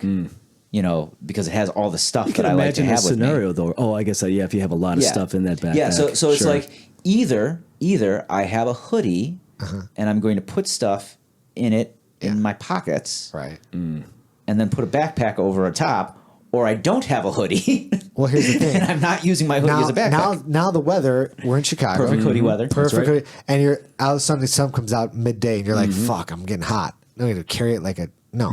Fucking put it, make it a backpack, throw it on my back. It's great. It's fucking great. Plus on the motorcycle, it's good. Everything it works. Well, if you're like at Right, but I've got a backpack, so either I'm going to put my hoodie in my backpack. Right. Well, let's say Right. that you're at Taste of Chicago. You're not going to really be carrying a backpack around, right? Possibly not in that Right, you're gonna be situation. walking around, Exactly. but it's July. It's a bad example. Yeah. But let's But say whatever. you're at the zoo or exactly some other public place where you're not necessarily going to be. I'm just trying to think of a reason why. I Tom like would it. be like, I like do it. need one of these. And it's actually you can use as a pillow. You can is that- tie your Oh yeah, absolutely. yeah. That's It's really great. good on the plane too. I don't know about you guys, but my back is not. I had a herniated disc between C6 and C7. Ooh, rough. And so one thing that's nice, like sometimes I'll have to take like a rolled up towel, Right, put it and back I'll there put it for in the the lower support. back, Sure, and yeah. help align my spine a little bit. You're not flying Spirit Airlines, are you? Not anymore. No, too many bad experiences. But sometimes that you pack Yeah. it in like that, you can put it behind your back Yep. in a plane. Use the or in hoodie a that way car. instead. It's like a lumbar that support. works too. Yep, absolutely. Yeah. There See we go. now you're selling me on it because I'm telling you. yeah, Hero hoodie, man. hoodie slash pillow. That's a better Yeah. sales point. There for you me. go. There you go. It's good. It's good. I didn't think it would be, but it's fantastic. All right, I'll give yours a try off air later on. I'll come Your back size with medium or Small. Size small. Small, Okay. yeah. He's an extra medium. Extra. Okay. So we're little people here. We are tiny people. Yes, we are. Oh man. But yeah, so God, that I can't believe we just did free advertisement for Yeah, I the guess hoodie so. there. Hey, Yeah. I don't mind because if it's Would you it's like a good hoodie product. sponsor? Is that what Yeah, we're you working did. on here? No, I just because it's legit and I think people should know about it. Well, if we they do don't. sell them at Fusion, so there we Oh, go. do I you? can at least put, yeah. Oh, We perfect. have There's one the that hookup. say Gracie Jiu-Jitsu right on there. So Oh, nice. Yep, we carry those in our academy. So hopefully we'll have maybe a rash of people coming in and saying, yeah. They actually say Anthony- Gracie Jiu-Jitsu Yeah, on they say it? Gracie Jiu-Jitsu on Oh, there. nice. Yeah. Yep. So Yeah. yeah, that's pretty cool. Well, now he needs one. Yeah, Yeah, when it it says says What color? Gracie second one. What color are yours in? Those come in blue, so that the Oh, navy blue, so nice. that'll be a different color. So you Yeah. can have one that's Grappler's Union, get There the you one go. that's There you go. And they even have a logo when you flip it over and you make it into a backpack. Yeah. It has a logo Come right there on. too. Yeah, so it's got two logos, one in the front and then one when you convert it to a backpack, it's on the back Clever. Just the icon. too. Just the icon. Yeah, they're classic. Of course, Triangle. Of course. Yeah. God, it's beautiful. Do you think this would 100% be something I love because I love things that like transform and fold and Yeah. like I'm really into multi Is it tools the and commercial? things like is that. that really what got you, or is that it just No, like like I said, I thought the idea was kind of neat, but Okay. I can't frame a situation where I need like if I need a backpack, then I've got enough stuff on me that I cannot then transform it into a hoodie. But you're a different person. Different type of person. For sure. Yeah. He's always packed up to the gills. So. Okay, always prepared. Make me sound like a prepper. Or A something. little, I'd say you're pretty prepared. No, stop, I'd say stop. you are pretty So, prepared Javi, for a lot of are you situations. a fanny pack guy too then, or are you A little bit, yeah. Okay. Like like to have things prepared and okay. I'm not a prepper in the classic sense of the word, but like I do carry around a variety of tools and equipment that I like. all the time, right? Like it's even here. Equipment Is that it- you like. Okay. Yeah, it's okay. No, Can we let's go into this equipment that you like, Sure. please? Like you need a definition of this? Yes, give me the Okay, list so- of equipment you like. So I've got my laptop, Okay. my tablet. Okay. I've got a mouse, hard drive, external hard drive. External, I've got an Xbox controller. I don't have my 3DS in there, but oftentimes I do. Okay. I got 4 different flavors of gum. That's important, man. I love chewing gum. fresh Okay. breath, right? Not just that, but yeah, I've got my towel. Sure. I've got because that backpack's what I travel with. So I usually carry all the stuff that I would need for like toothbrush and whatnot. That obviously could be taken out if I didn't think I needed it, but Sure. usually I've just got it on me just in case I want to get out and go. I carry a little bit of first aid stuff. I've got a multi-tool. Do you have a hoodie in there? Not at the moment, but I've got my actual hoodie with me. Okay. Let's see. I've got one of my camp tool utensils. I've got my Bluetooth speaker, gym keys, Incredible. some medicine. So Anthony, you're opposite. You don't have. And nothing. Nothing. If I See, carry but anytime nothing I- on me, I would. Anytime I don't want to carry all that stuff, I just throw it in the need it. trunk of my car and I just grab the stuff out of it that I need. So like right now, I've got my knife. Yeah. I've got my phone, which has my credit card and the door pass for my office in it. Great. I've got a small, like I don't know, like $16 or something like that on me. That's all I normally need to walk around with. Right, right. But then anything else I need, including like the rest of my wallet, is in that bag. Yeah. So, like I said, like either I don't need a bag because I'm just walking around with my knife, my money, and my phone, or I do need a bag and I'm going to put way more stuff in it. And then if I have way more stuff in it and I need the hoodie, what do I do with the extra stuff when I transform the bag? I don't know, man. It's a dilemma you have. Can you go back to like do you have like video games with you? Yeah, of course. Oh, inside with the we've Xbox discuss- controller. You have and an Xbox controller? Okay, so And I have games. an Xbox controller. I have an Xbox Bluetooth. This is going to get crazy. I've got an Xbox controller that is a Bluetooth compatible controller. For what? So In I your can car? play video games. In your car? No, it's not in my. I'm not on, playing. on your phone, or is it? So or on so your tablet, my, probably. Well, he's got his laptop too. So my laptop recognizes it via. I have the adapter. Okay. Because unfortunately, Xbox, while it is a Bluetooth controller and it works perfectly fine in Bluetooth on my laptop as well, there's some additional features that I can use when I use the Xbox adapter. So it becomes a wireless controller and keyboard. So I can use the little chat pad to actually type. So I can be like I can plug my computer in through HDMI to a screen, Yeah. be sitting across the room and typing on the Controller? Xbox controller and like navigate the web. When would you control- be in a situation where you'd be like busting out? You'll be like, oh yeah, okay. Now Anytime I'm in a hotel. Oh, hotel. Okay. Yeah. Anytime I'm in a hotel, Are I you just in a hotel every day? Yeah, that's you don't live out of a hotel, right? No. Do you But own a you carry hotel? it with you. Maybe it's. well, yeah, It's but I use fascinating. it for other stuff, man. Okay, man. Okay, so like I said, it's Bluetooth, so I can do all of my gaming on my laptop, my tablet, or my phone, even if I really wanted to. Is this doing it like in between your 100 workout sessions a week? I mean, yes. It's crazy. Sometimes you need a little bit of Mega Man, dude. It's unbelievable. It's It's crazy. like, No, almost like how I- much time? Yeah, because Well, see, that's the thing. Like a lot of the games that I play are actually older games that I'm playing on emulators. I see. Okay, so Legend of Zelda, Mega Man, all those classic games that we grew up with and whatnot. And the cool thing about that is, in emulated states, you can set up a save state anywhere. So I could be like in the middle of a jump in the 9th level of Mario, okay, save it. and just be like, oh, I'm out of time. Boom, save. And then when I come back into that save point loads immediately right back into that game. Okay. Most other games, like even a lot of casual games on the phone, you gotta do something before you exit out or you lose your progress.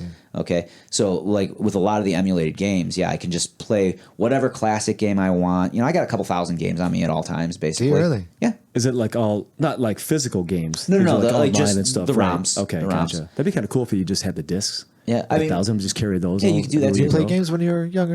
Yeah, it was Atari 2600. Yeah, Atari. Commodore 64. Yeah, that's Atari it. 2600. That's it, Centipede. yeah. Centipede, Pitfall. Pitfall's one of my Pitfall. favorite games. That Yeah, was love that one. I love when I finally beat that game. I was so happy. That was an accomplishment back It then. was. It was. It's Yep. huge. That's good. That's good. Pitfall Just something was about tough. taking that cartridge, sticking it into the Yeah. box. You know what I mean? The That physicality of it. Yeah, and the joystick and the one button. I just Yeah. my kid has Xbox. Obviously, I think a lot of Switch, it's so popular, Xbox, yeah. PS4. It's tough. Like it's really There's a lot difficult. going on. Yeah, there is. So unfortunately I don't play very much, but I can see the lure. But if I had more time, I think Yeah, I mean, Well, now, I tried. it's even tough. it's like ginormous. They're calling it a sport. They're Oh, athletes yeah, now. that's right. Yeah. Yeah. Was it Ninja? Speaking of ninjas, he was on the cover of ESPN, right? Who, that wait, player, oh, that Fortnite player. I know what you're talking whatever. about. Yeah, Yeah, I remember seeing that. I can't remember that dude's name, but yeah. And I remember my kids showing play me Fortnite. that- I don't. Yeah, okay. Yeah, my kid plays Fortnite. But it's pretty incredible just how far that's come along, Yeah. I guess. Not just jiu-jitsu, but just everything, I guess. Yeah. I mean, if you look at it as a scale, like jiu-jitsu's been around a long time, and video game has not been around as that long. I mean, in right? America, Right. video games have been around longer than jiu-jitsu. What How's that? do you mean, how's that? Well, Like I guess Brazilian what- jiu-jitsu? Well, Like, Yeah, I'm just- I'm saying jiu-jitsu as a sport as a whole. Like jiu-jitsu started, and video games start in America and when the 70s? 70s. yeah, I guess Yeah. that'd be. So Just a little bit and look before. how much more it's relevant. Like it's crazy how much it's beat out. It's definitely more pervasive than jiu-jitsu is Oh, in yeah, people's 100%. lives. But it's just Yeah, it's beat that's out for even sure. big huge sports like We are getting to that point, I think. Yeah. I mean, I don't know. these events. They're selling out arenas Yeah, with yeah. these events. Well, they're talking about it being an Olympic sport. Yeah, Yeah. Yeah. Yeah. I mean, so it's, what I mean, the fuck? That's crazy. Ironically, Korea's been doing this for years, man. Like, you ever That's seen a right. Korean StarCraft tournament? I have no idea what you just said. stadiums. Yeah. I've I heard heard about Korea. that. That's you lost It's me. kind of funny because you can't use that argument with your kids. So what? If they're playing video games all the time, you're going to say, "Well, Now you're going to get a you job." can't. You can't say that argument. That now argument was is- huge when we were yeah, younger. Exactly. Yeah. It now wasn't. it's It not. wasn't. Like, here's the thing, because like back when I was a kid, I wanted to be like, you couldn't make money playing video games, but you could definitely make money designing them. Correct. So Yeah, but not everyone's gonna design them. Right, but most of the kids that I knew that were super, super into video games, and that's all they wanted to do with their life. Right. And whatnot, like those guys wanted to be programmers, graphics, the artists who do graphics, develop music, be involved in it in some way, shape, or The form. storytelling Still. stuff. Sure. Yeah. Yeah. So there's a lot of jobs to be done when it comes to making a video game. So like, and a lot of money too. yeah, for sure. I mean, like if you're the right guy from selling it, yeah, sure. yeah. So but it's just like it's like hitting it big in Hollywood. Like it's a roll of the dice. You could make a great game that no one appreciates, or you can make a terrible game that everyone loves, and everything in between. Yeah. Right. You Look know, at so- Minecraft. Yeah, yeah. I don't get it, but it's so popular. Yeah. God, how many bajillions has that guy made off of Minecraft? Oh my gosh, Yeah. incredible. Have you guys ever played Go? Like I have not. the board game. Yeah. Yes. Yes. How incredible is that? I mean, that's a different level. Board Yeah. game Go, is that relatively new? The Is that strategy. right? No, he's talking about it's the like old school strategy okay, games. okay. you know. Old strategy game. I Go. remember Risk, but No, this is like Chinese chess. Yeah, it's like Okay. Chinese chess. It's Okay. like I don't know how to play it personally. I was very much seen it. walked through it slowly by a yeah, friend. it's Yeah. but it's supposed to be it's infinite, right? Yeah. Is that true? But there was a computer. Tons of strategic depth to it. Yeah, yeah. Well, I think board games are still popular too. Do you guys still play board games with your family? I or with don't. your- yeah, I so don't play. yeah. them, not me So personally. like, Because that's something we still do But sometimes. on backgammon was a family huge night. game that my friends and I would play at man, the I cafes. I own a backgammon set. I still don't think I we used actually to know play how to play the it. Greek version, like yeah. tavla they used to call it. So it's I like those type of games. I mean, I do like Grand Theft Auto. Back when it first came out, I was like, oh, that's It's cool. a very different game now. I know, I'm sure Was it it is. like Grand Theft Auto 9 or something? I don't know 6 what the yeah. numbers are. Okay. They started attaching names to them, and I lost track. It's nice because it's very romantic to get in there and do whatever you want to do. It's cool, But I gravitate towards like the Guitar Hero is fun because you're like doing something other than just you can play the guitar. I mean, or whatever. there's games for everyone. Like everybody, yeah, there's I get it, yeah. games that are like interactive stories. There are games that require like incredible twitch reflexes. Yeah. There's puzzles. Like there's But then there's certain literally- games that where you applying cheat to it is part of the whole, part of the experience, the experience. as it were. Right. Who can apply the cheat code the best to, Sometimes that's part of it. Yeah, sure. It's fascinating. And then there's a little like, what do they call those eggs? What do they call Easter them? eggs you're talking about. Yeah. It's I fascinating. kind of remember seeing that in that one movie with that Steven Spielberg did. Yeah, what was that called? Ready Player Player One. One. Player One, yeah. Which was fantastic. Eggs and Yeah. shit. I like that Yeah. movie. So I read. I hate to be that guy, but so that movie was read the coming book? out. Buddy of mine had read the book, recommended it. Yeah. I read it. It's friggin' awesome. It's very, very different from the movie. I think both are excellent in their own way. Okay. I would absolutely recommend you read the book. Although I'll be honest with you, I'm not sure if you're going to get enough of the deep nerd culture references. Probably not. For it to really, really, because like it's talking about like Dungeons and Dragons and old Atari and Nintendo games and things like that. We're talking about like John Hughes films, like Ferris Bueller's Day Off. Sure, and whatnot. yeah. Like That's right. it's great, but like then the movie, like it goes into things from like an era after the book. So like it's making a lot more 90s references and stuff. And it's way more like the references in general I felt were more modernized and whatnot. But here's the thing. So I took my kids to see that, and my little one is super into video games. Like his dream right now, hopefully will change at some point. But his dream right now is to like become like How old is he? So he's 11. 11, okay. Yeah, he's okay. definitely in that age where I was crazy like this too, mind you. Okay. But yeah, like he would love to be like a professional YouTuber, Twitch streamer type guy. Loves video games. Like shockingly, I thought for sure like he loves like old school retro games a lot too. I mean, What's old school to retro to him? Well, like 80s and 90s games. Okay. So You're talking like the big games like, Yeah, like he's in Centipede and Donkey Kong and more Nintendo era than Atari era. Oh, okay, so you're not talking about like where you go to an arcade. No, and we you go play to those arcades Okay. all the time. Haunted Trails? What you call Galloping Ghost. Oh. Haunted Trails. What's Haunted? Haunted Trails? Never been to Haunted Trails? Trails. Have you been to Retrocade? No. Okay, that's Haunted another- Trails, that's over like 75th and like Harlem. It's like an old Okay. arcade, or is it? Yeah, it was. Okay. I mean, we I used go to the when we one were in your kids. backyard, bro. Yeah, I know. Yeah, Galloping yeah. Ghost is Ghost. But that's more recent. amazing. That place is recent. That used to be a pool hall. Yeah, I remember. Is that where you ago. like pay a flat amount and you get to Yeah, play it's any like games? $20 to get in, and Okay. you play all the games that you want. Gotcha, yeah. And they have the largest collection of arcade cabinets definitely in Illinois. Maybe What's your guys' favorite fighting game? Because I have one. I mean, I'm a Street Fighter diehard. Street Fighter. What about you? No, it's that. What's the one with Scorpion and Mortal Kombat. Oh, Mortal Kombat, Okay. yeah. Have you guys ever played Karate Champ? Yes. Okay. I think I have. Yeah, that's I like mean, old if I school. did, I yes, played that's it. it. I love that game. I'm actually pretty good at that one. The other ones I suck I- at, but Truth be told, I never actually got good at Karate Champ. Like I had Okay. it for the Nintendo. Is that the old? Is it an arcade game? Yes, Like yeah, stand-up? yeah, Okay, two-player cool. game. Yep. Red You got karate two guy, white joysticks. karate guy, Yeah. strange little short blue ref in the middle. Right. Red point. Huff point. I Got like remember a that guy. mustache and a beard, and yeah. Yeah, and It's a cool It was old tricky school because game. you look, God, you control like the movement of your character with one joystick, joystick, and yep. then the attacks of the character are with another joystick. Okay, and then combinations of movement and attack. I feel like you have With to be two- more technical with that game. Although, because like with Mortal Kombat, you can like Yeah, you can just spam go crazy. just Yeah, go yeah. crazy on the buttons, and then you'll pull something out. But Right. with that game, you have to like time it because it's a Right. slower paced game too. Yeah. Yeah. So It's super hard to get your blocks off successfully and everything, as opposed to like Street Fighter or Mortal Kombat, where it's like press a button. right. We should get an old school arcade game in here. Yeah, you should. That would be cool. Pull one out in the lobby there. Yeah. Put it right next to the pinball machine. We should have one in here. We'll talk to the Galloping Ghost guys. They'll make you a custom fit. Will they? Yeah, they. So Galloping Ghost, like we should have those guys on here sometime because I don't know. No, Do they wait. do jujitsu? You're all laughing. Hold on. Let's So hear it. Galloping Ghost is a ginormous arcade in LaGrange. now. Yes. Okay. It was a single building front that then expanded into the side next to them. So they've got even more machines, even more space. They also own I think it's a video production studio. Okay. Okay. They also because a lot of the cabinets that they have they had to like rebuild them. Some of them are running emulated games because they couldn't get the original hardware or whatnot.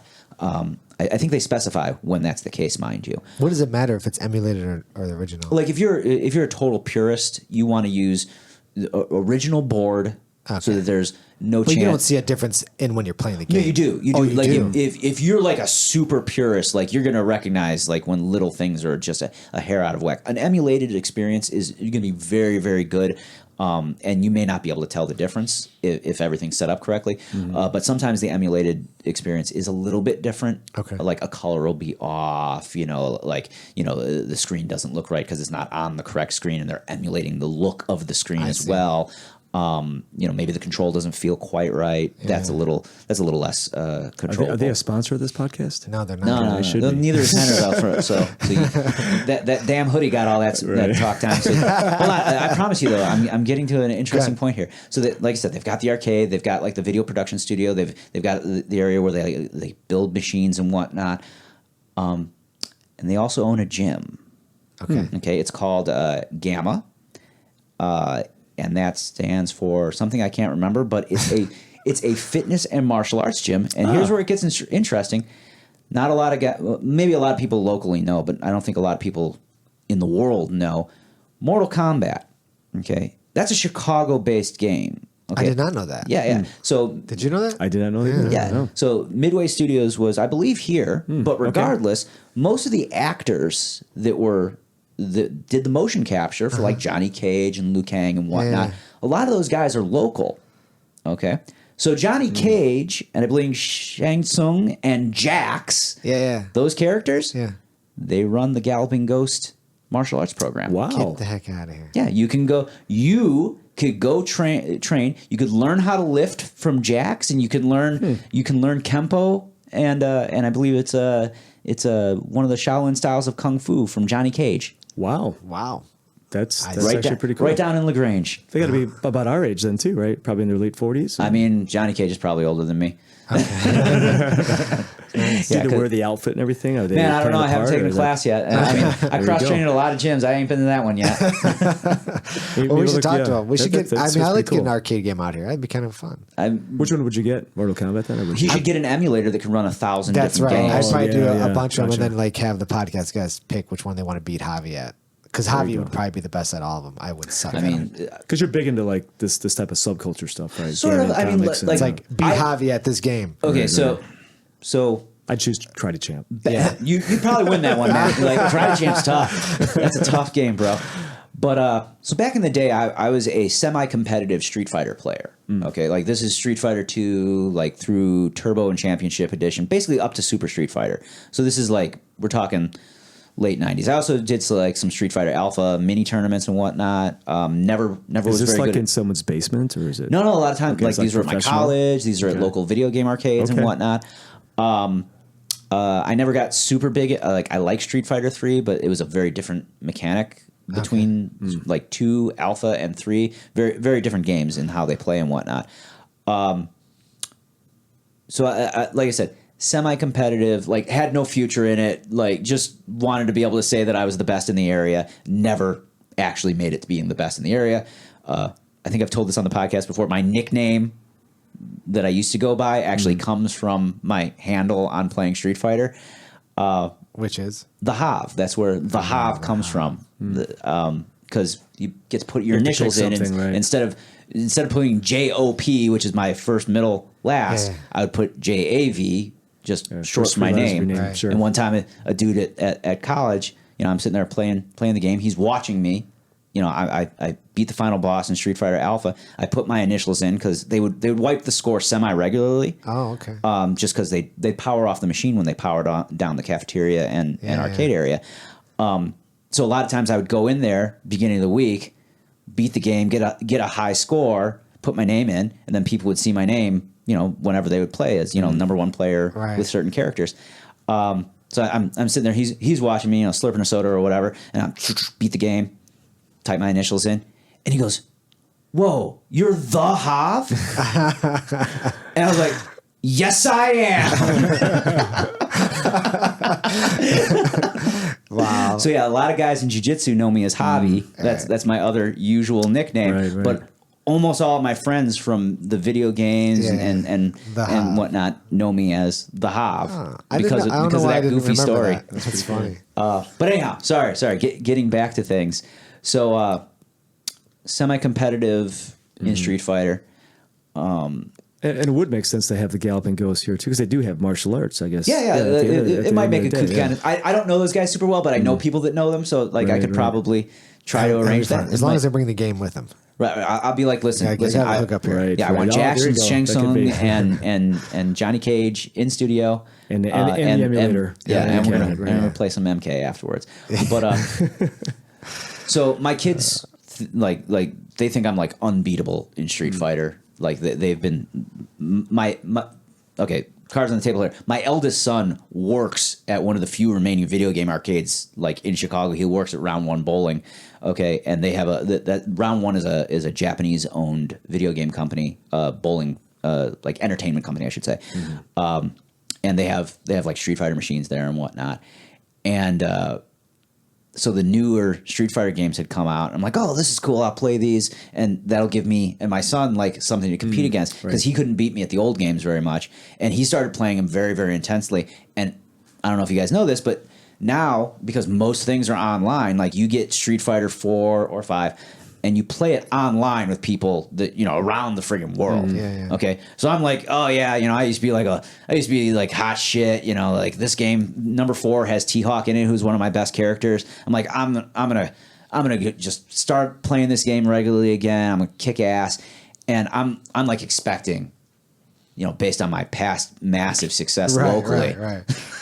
To dominate. Yeah, well, maybe not dominate, but do well for myself. Sure. And they rank things like F through A plus. So what 6-year-old beat the pants off I don't know you? how old they are. But like I'm a solidly C- ranked player on an international level. That's how good all of my years of Street Fighter have gotten me. Didn't translate very well then, I guess, over the years.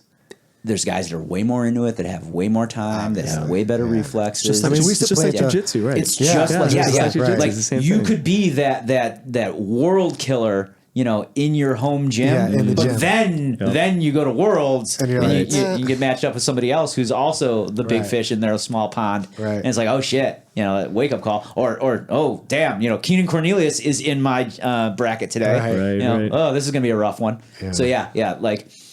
I've definitely. It was kind of fun. Like we used to go to Mr. Submarine, and that's where they would have the games in the place. And we The used one to go over there, right down the the way from Galloping Ghost? No, the one we used to go to was on 26th and Ridgeland in Berwyn. Because that's where This is back when you were in high school or middle school or whatever. So we used to go there at night, and they were open super late, and go there and just hang out. Like Pac-Man and Asteroid. Quarters in there, yep. Yeah, we had to Man, put kids quarters today in don't there. even understand that. Like, No, they don't get it. actually, okay, sorry. We've all been to arcades. We've all put our quarter on the screen Yes. to Yes. signify that we're next. We're next. Absolutely. Okay. Same for pool tables. Yeah. Yes, Pool table that's right. works pretty similar. That's right. Okay. Here's the thing. Think about this for a minute. Now, nobody does that anymore for the most part because most arcades either work off some kind of like it almost looks like a credit card where you like they Dave & swipe, Buster's, like yeah. Dave & Buster's has, or unlimited plays with a wristband or whatever it is. Oh, But really? That's a thing too. yeah, like that's how Galloping Ghost works. You get a wristband or a stamp at a lot of arcades, and then it's just You can basically just stay at a machine for as long as you want. everything's unlimited credits at a place like that where you pay a flat fee to get in. Yeah. And then, of course, like Chuck E. Cheese and place like that where you're like earning tickets or Dave & Buster's or whatnot. Obviously, those you have to pay something because you might get something out of it. And then there are normal video games that don't give any gift, still takes that swipe card or those tokens or whatever. But here's the thing. So most people these days, I mean, most kids probably have never been to an arcade unless their dad, like me, has dragged them to a retro arcade. Okay. Nobody knows the culture of leaving the quarter on the screen because most machines don't take quarters anymore. But even if they did, think about it. Like, how the fuck did we keep track of whose quarter was which? We did it. Yeah, we we did knew. Yeah, like, it was- I'm like, that one's mine. It's like third from front. Right. Everyone, would just basically put them in sequence, but Yeah. you had to keep track of who had a turn in front of you, and you were relying kind of on everyone's honesty. Right. You know, like that guy could be like, "Oh man, somebody walked away. That quarter's mine. I'm number 2 in line." But yeah, like that system is super weird, and it just worked. But thinking about it, it shouldn't have worked as well as it did. Yeah. Like it was total honor system. Yeah. Yeah. You know. Yeah.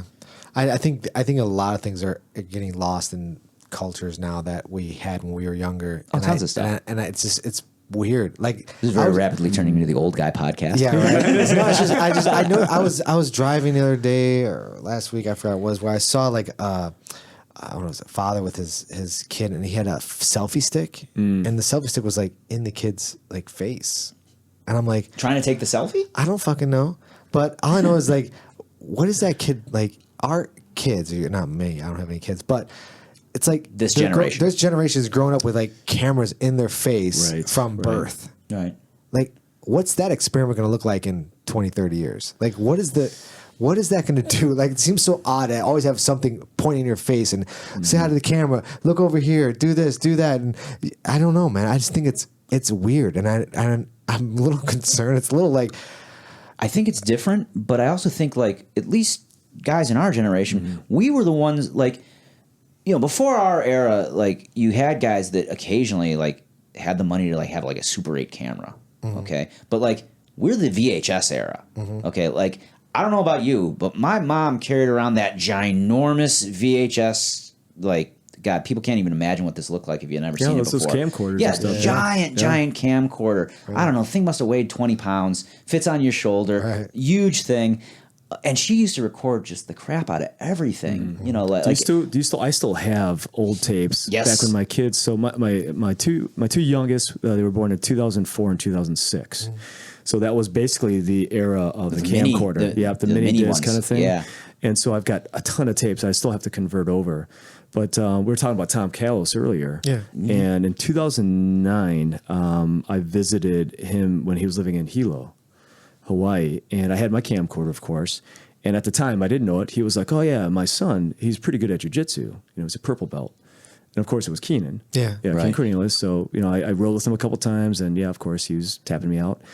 But I've got a couple of old videos of him and another black belt. He was a purple. Jonathan was his name. I can't remember his last name, but I'm from BJ Penn School. And I got a video of those two guys like showing Going me to war? Yeah, no, just showing me techniques. I'm like, "Oh yeah, can I film you guys?" I'm like, Right. you guys are doing some pretty cool stuff. And they're joking around about putting it up on YouTube. And this is in 2009. Yeah. And then I have another video. I think this is over at Tom's house, and then we were just rolling on the carpet. And then I think my ex was filming us. It's somewhere. I got to find the friggin' right. tape. But it's funny how now you just need that phone. I mean, I think part of it's just a progression of technology. Like, Yeah, I don't really notice that it's changed, except when I'm trying to find some old tapes, and I can't look in my hard drive and my iPhoto to find the video. Right. So now I have to dig through these tapes. I know it's there somewhere. Right. The trip that we made to Hawaii, and I know because that's got to be a gem. I can't. I don't know. If I find it, I should probably ask Keenan first. But it'd be kind of cool if I could just post it. It's just like him before. He moved here to the States. honestly, Keenan would probably appreciate if you send it to him. He'll put it on Keenan Online. Yeah, that's true. Yeah, he could edit as one of his bonus content. Bonus content. Right. So, but you're absolutely right. I mean, I think it's kind of funny. It seems like it's seamless though. The way we went from camcorders to cameras, digital cameras, that's to just everything it. on the phone, and Just think about it. Like when my mom wanted to film something like a trip or a sport event, like a soccer game or something like that I was at, she had to lug that giant camera with her. She had to make sure she had a blank tape. Yep. Tape make sure it was charged. The battery was charged. Oh, and yes, absolutely. Get some extra batteries. Yeah, absolutely. Yeah. You need special lighting sometimes. It was a big process and a lot of material. Now it all just fits in your pocket. It's super convenient. So of course people are going to be like, "Oh yeah, this is neat. Whip it out. Start recording." It's become effortless. Yeah, and it's funny because you're right. My kids don't understand. I think they understand to a point that things were a lot more difficult back then. Right, but they just think we were stupid back then. That's why they're like, "Why hadn't you figured out tablets?" Right. It's like you didn't have an iPhone 10 years ago. It's like, you know what I mean? It's No, I like had for an actual them, they're phone. just kind of And I think unless the kid gets into history. And I think over time, I think some of them will appreciate it more. But I saw something on YouTube about rotary phones. I remember the day. You guys probably do too. Like of course. all my phones were rotary phones. You just use that, and it takes a little bit of time to get it working. But kids nowadays they can't figure out. Is that a good thing or a bad thing? I don't know. I think there's so much information out there. I think it's up to the child or up to the young person. The cool thing is that if they wanted to learn something about how it was back then, they can just Google it or they can just search it themselves. If they have that interest. But I think there's something to say about going through that process. Like what's unique about us, I would say our era, is that we went from not being able to get a hold of our friends on a drop of a hat, like actually having to like search for people. Yeah, I want to go to Chris's house and find out, what's up. He didn't answer the phone, so I'm going to just take my bike over there. Exactly. Right. We went from pager to cell phone to no internet to internet to, and now we're in the tech, and we've experienced the whole threshold of technology, right? And now the younger generation, what's that like? I don't see another leap happening for that generation that is experiencing. I don't see it. It's virtual reality, though, isn't it? I mean, that's what they talk about. I know, Player but One that's still and not a stuff. huge leap. It's still now. What happens? God forbid, like everything's cloud based, right? Everyone talks. We're about to get into some what happens when the cloud goes down. Well, what happens when like no one knows actually what to do when I know when a computer breaks, I know what's going on. I know how to build them. I know all the intricate details. I know the programming. I know everything. But the generation now, you know everything to a point, though. Like you couldn't like you're not Tony Stark. You couldn't build a computer out of a box of scrap in a cave. 100% couldn't. But I think it's important that the educational system now recognizes that these kids don't know what this iPhone does and how it functions, and to actually create programs to show them, okay, well, if you don't have this phone, what's your next step? Because there's a lot of people out there, and I come in contact with them on a daily basis. This is part of my job, where these millennials, I'll call them, will call me because they're, I do obviously computer technology, I do tech support for things, and they literally don't know how to turn the fucking computer on. The computer's on 24/7, right? They just know how to log in. They don't know how to log in. Up. But they literally, they're like, we had a power outage and the computer's off. Okay. She's like, yeah, I don't know. What don't you know? Well, I don't know where the power button is. Are you fucking like? They just don't even want to look. Like, okay, there's a power button, right? Yeah. Okay. So what's the problem? People like in their 20s? These are people, yeah. These are actual people. This is a real phone call. Real phone calls I get from power outage, because the computers are on so often, they're never off, that if they have some type of struggle where the power goes off, something, and they're like, I don't know. And they just give up on trying to find a fucking power button. Well, it's so fucking granted, crazy. There's also an element, like maybe not in the power button case, but there's also an element of many people are paranoid about breaking technology by doing something wrong. And that's what it comes to. They're not being taught in college. They're not being taught. We always learn just to power it down and just turn it off, turn it back on. Yeah, put it in sleep mode. 90% of the problems, yeah. But no one knows actually what the fuck to do. Like it's like basic problem solving is what I'm talking about. I'm talking about like can you get past that problem? Like people just give up. Like I don't know. I'm like, I had to send one of my employees to a restaurant physically to the restaurant to turn the fucking computer on for his employee. Wow. And when I billed him for it, he was so fucking embarrassed. He goes, Anthony, I'm so sorry, but here's cost him $160. Yeah, to send somebody to go turn the fucking thing on. I gave him on the phone. Nothing otherwise wrong with it. Nothing wrong. Is that an extreme example though? That to me sounds very extreme. Like it's not. I mean, that's got to be such a small minority of people. But the way it happens. The way you explain it seems like it's happening more than I would realize. Though, okay, it's that is really scary. That is. It's scary. They just. I don't know, man. I don't know. I've been doing this for 16 years now, and it's amazing. Right. I mean, I don't know. I don't know what the future holds, obviously, but Well, I look at the only thing I can look at is more anecdotal evidence. I look at my own kids, and they're around computers. They're given, my kids know more about computers than my mother does. Right. I mean, it's just so that's where I'm kind of little shocked in a sense, it's shocking, especially with millennials because they have kind of grown up with that stuff too. What's also funny is that when we walk into so I do a lot of restaurant point of sale. The younger generation who grew up with computers have zero patience for any type of like if the computer goes down, they literally don't know what to do to get the job done. They're like, I don't know. Oh, like the network's down. I don't know how to. I don't know how to make this restaurant. I can't make this work. When we go into restaurants that have never had a computer and they're an older generation, right? We never have any issues. Right. People would think well, like with the current employees though. With like so So you're saying they don't know how to turn it off? Let's say the wireless has gone down. Yeah, they don't yeah. know about turning off the wireless router. They don't know anything about waiting that. A couple minutes, and turn it back on. they panic. They're like, Right. I don't know how to I don't know how to do. I don't know what to do. They lose their mind. They're like, I'm like, wait a minute, slow down, breathe. Okay. These are the people that in the zombie apocalypse will die first. 100%. 100%. But then, so we installed a restaurant out in Michigan, and it's named Tosi's. Okay. Italian restaurant, old school. They've been around 75 plus years. And they never had computers. So about 5-6 years ago, we went out there, met with the owners. I'm like, wow, you guys have never had a computer all these years. They're like, no, we just haven't found the right system for us. So with the cash register and just write things receipts down, out. Wow. go, right? Okay. So all their, waiters and servers, wait staff was older. They're in their 40s, 50s, some of them, older ladies. And, one of my employees and I were like, oh man, it's going to be a rough one. Trying to teach them how to use a computer, basically. They took to it like a fish to water. Like, oh my God, I don't have to write stuff down anymore. I can just click the screen. They can read the screen. You click a button, it does what it Press the screen. Press the screen. It was like the easiest, smoothest transition. Now we go to a restaurant now, like say a younger generation restaurant. They can't get it. They're like trying to make things more complicated than it should be. And then when things go bad, like say the restaurant loses power, the computer shuts off, or whatever the case may be, they don't even know what to do. They don't know. There's no step B. There's no plan B. They're like, okay, we don't know how to write things down. For some reason, they can't write things down. It's the weirdest thing. Do you think it's only with technology? Like, do you see anything I think technology like that is with... making people dumb. Okay. That's what I think. I think Like the ability to even problem solve is harder for the younger generation because they don't have to go through any and nothing's difficult. The reason why I got into computers, the only reason, now my story is odd, but I got put in front of a desk and I said, okay, they said, okay, here's your new job, figure it out. I fucking hated working. I said, how can I not fucking work? This is before like this is before anything with this is computers, 1994, 95. Okay. So I'm like, how can I not have to fucking work so much? I don't want to fucking write. I don't want to calculate things. I don't want to do shit.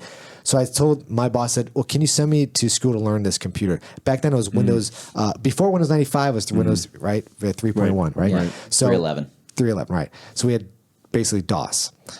So they sent me to school, and I'm like, this is going to be great. So then Windows 95 came out, and I was like, this is even easier. I'm like, fuck yeah. So I learned, Microsoft Office suites. I'm like, fuck yeah, this stuff can easily calculate stuff for me. I could just sit down and not have to do shit. The computer does everything for me. I just type in numbers. Easy. Right.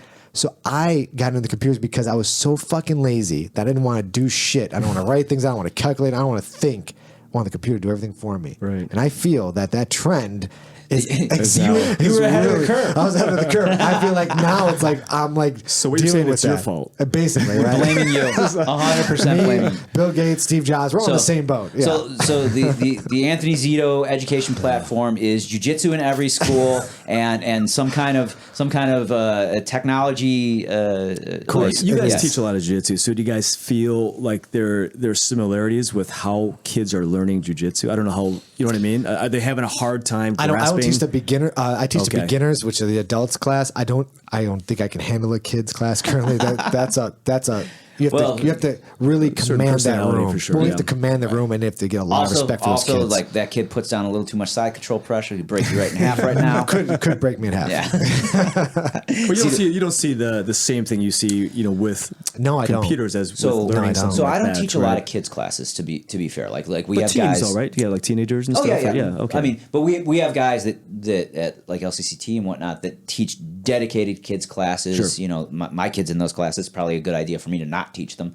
I feel like kids don't always learn the best from their parents. Yep, from absolutely. their own parents. I've done the same. But yeah. But I do work with a number of the kids, and like the kids that are like really, really into it, like you can tell, like they want to be there. It's not like their parents are making them come. They literally have that same kind of interest as many adults have, where it's like there's no place I'd rather be than here right now learning this stuff. Okay. And that's awesome. But a lot of kids, and this is, I think, just a problem being a kid, because I know I was this way, don't really have the attention span. They need a lot of activity. They need constant focus. They're gonna go play grab ass in a corner with one of their buddies if you're not on them. So like, I don't know that that is in any way, shape, or form indicative of like people's technological aptitude or anything, though. Right. I just think a lot of kids are not literally, but a little ADD. You know, where it's like need a certain set pattern. I know a lot of kids that would drop out of it if like just given the choice. I think Right. and Which is probably true for a lot of activities. Yeah, for kids, I feel like as parents, it's part many, of our maybe role not most, but to push them. Yeah, many activities are like that at that age. You know, like we're talking like 8 to 10 years old.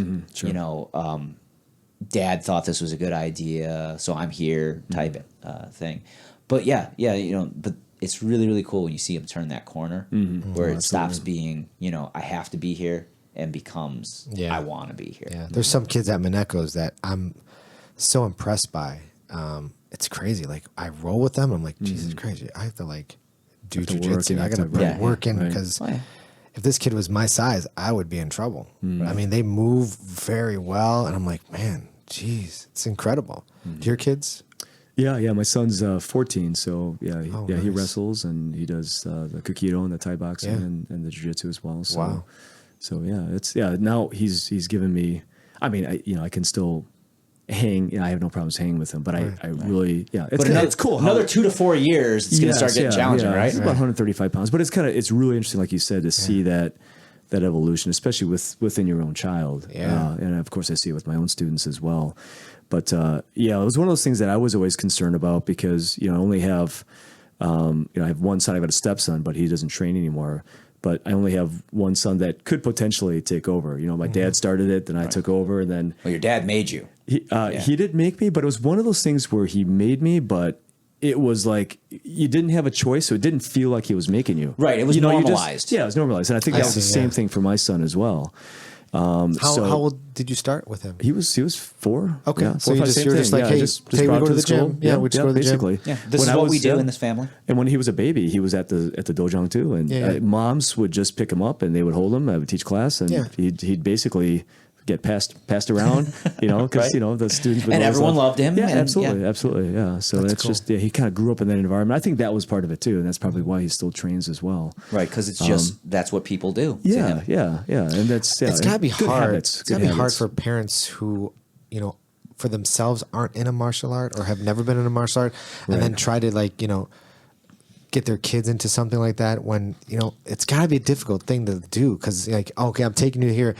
It's got to seem like almost like they're pushing at it, right? So here's the thing, and obviously, all walks of life, it could be different.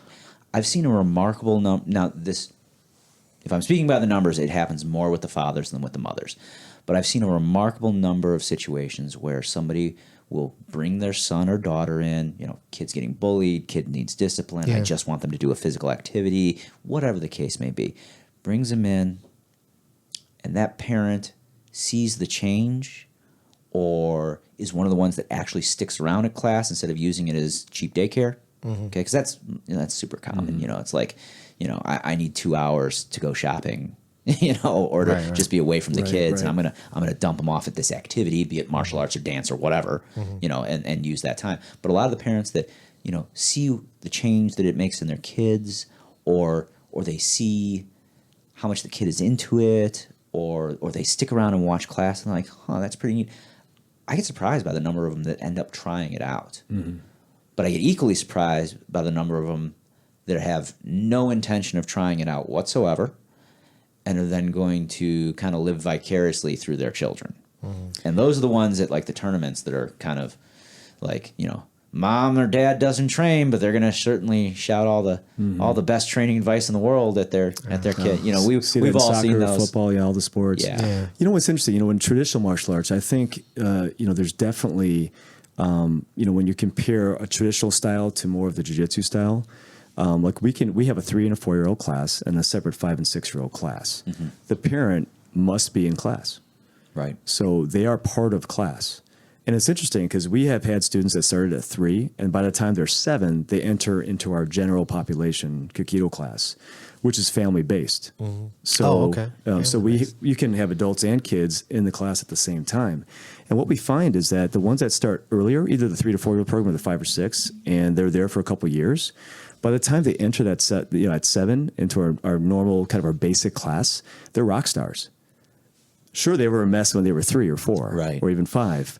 But through time and through consistency and through learning, how to be more disciplined, how to stand at attention, how to take direction, how to catch things, so we have certain techniques that we use to teach someone that young.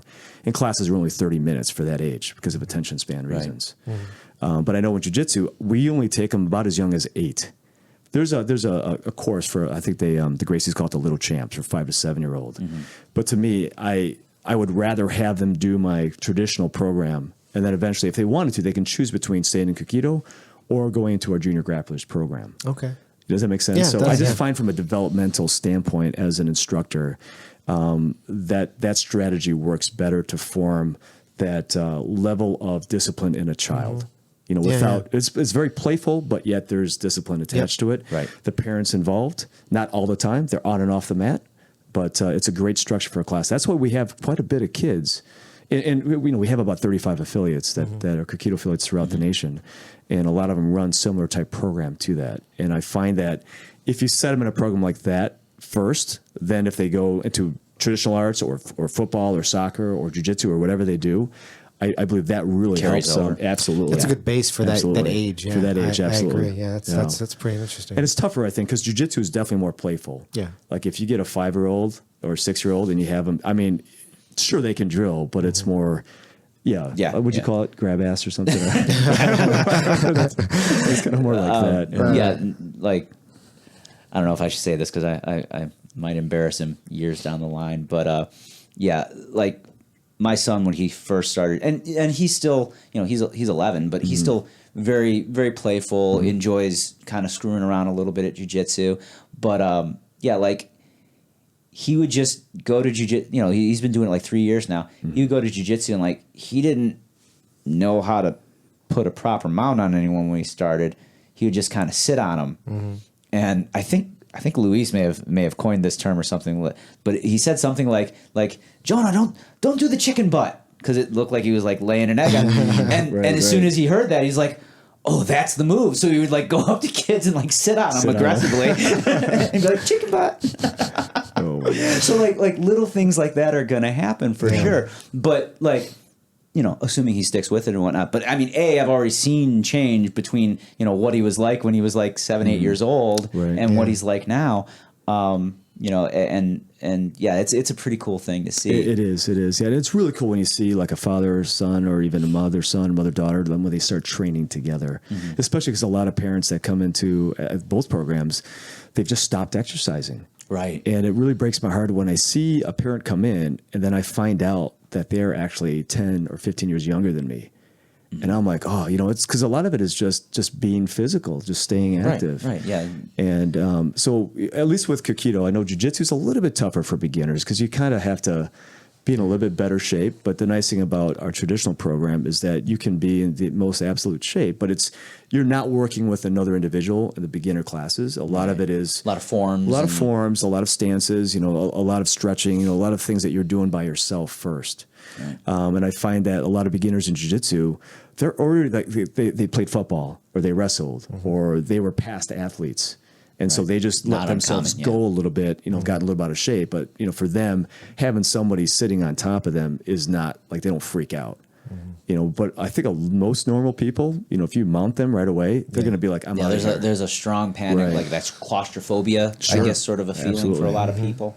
I don't remember ever having it, but I wrestled at a fairly young age. Right.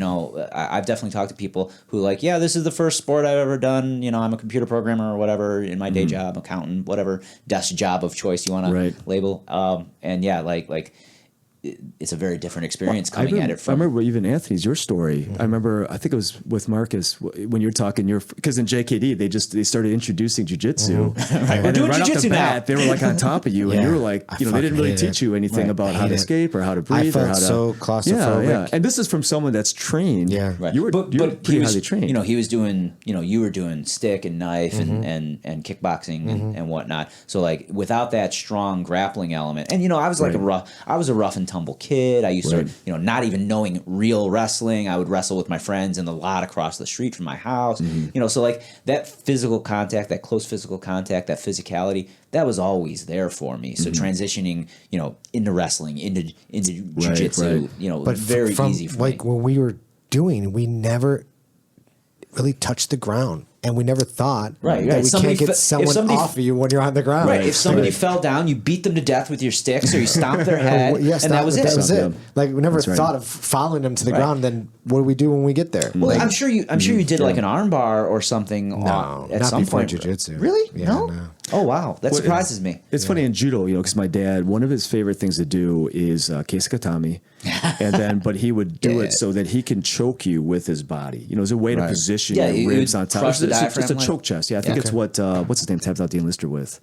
Barnett. Barnett. Yeah, Very similar. So basically, I know in judo, they did have a lot of that stuff. It just wasn't quite as technical. They would do more of the pin.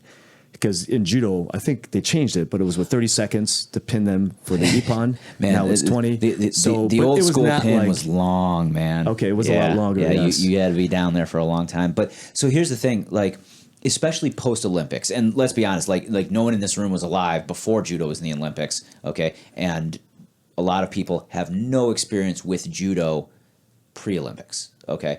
But yeah, judo groundwork used to be a lot more developed than it is now, I should say. And as we moved away from more developed mat work and moved into a more spectacular, primarily throwing based art, a lot of that was lost. Like regionally, that was different. Like America actually right now actually is considered to have pretty good newaza in judo compared to a lot of other countries.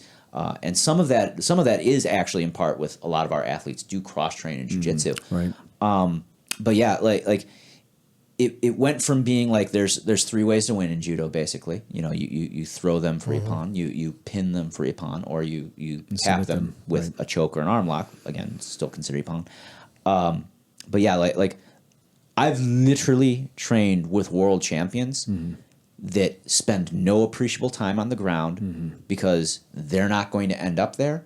And if they do, they can just stall it out and get back to the feet. They're throwing specialists. That's all they feel they need. They have one or two pinning techniques just in case they throw a guy and decide to land on top and finish it. And, maybe they've drilled an arm bar or a choke or something here or there, don't really like it, not going to pull it out at any point in time. These are guys that are Olympic champions, okay?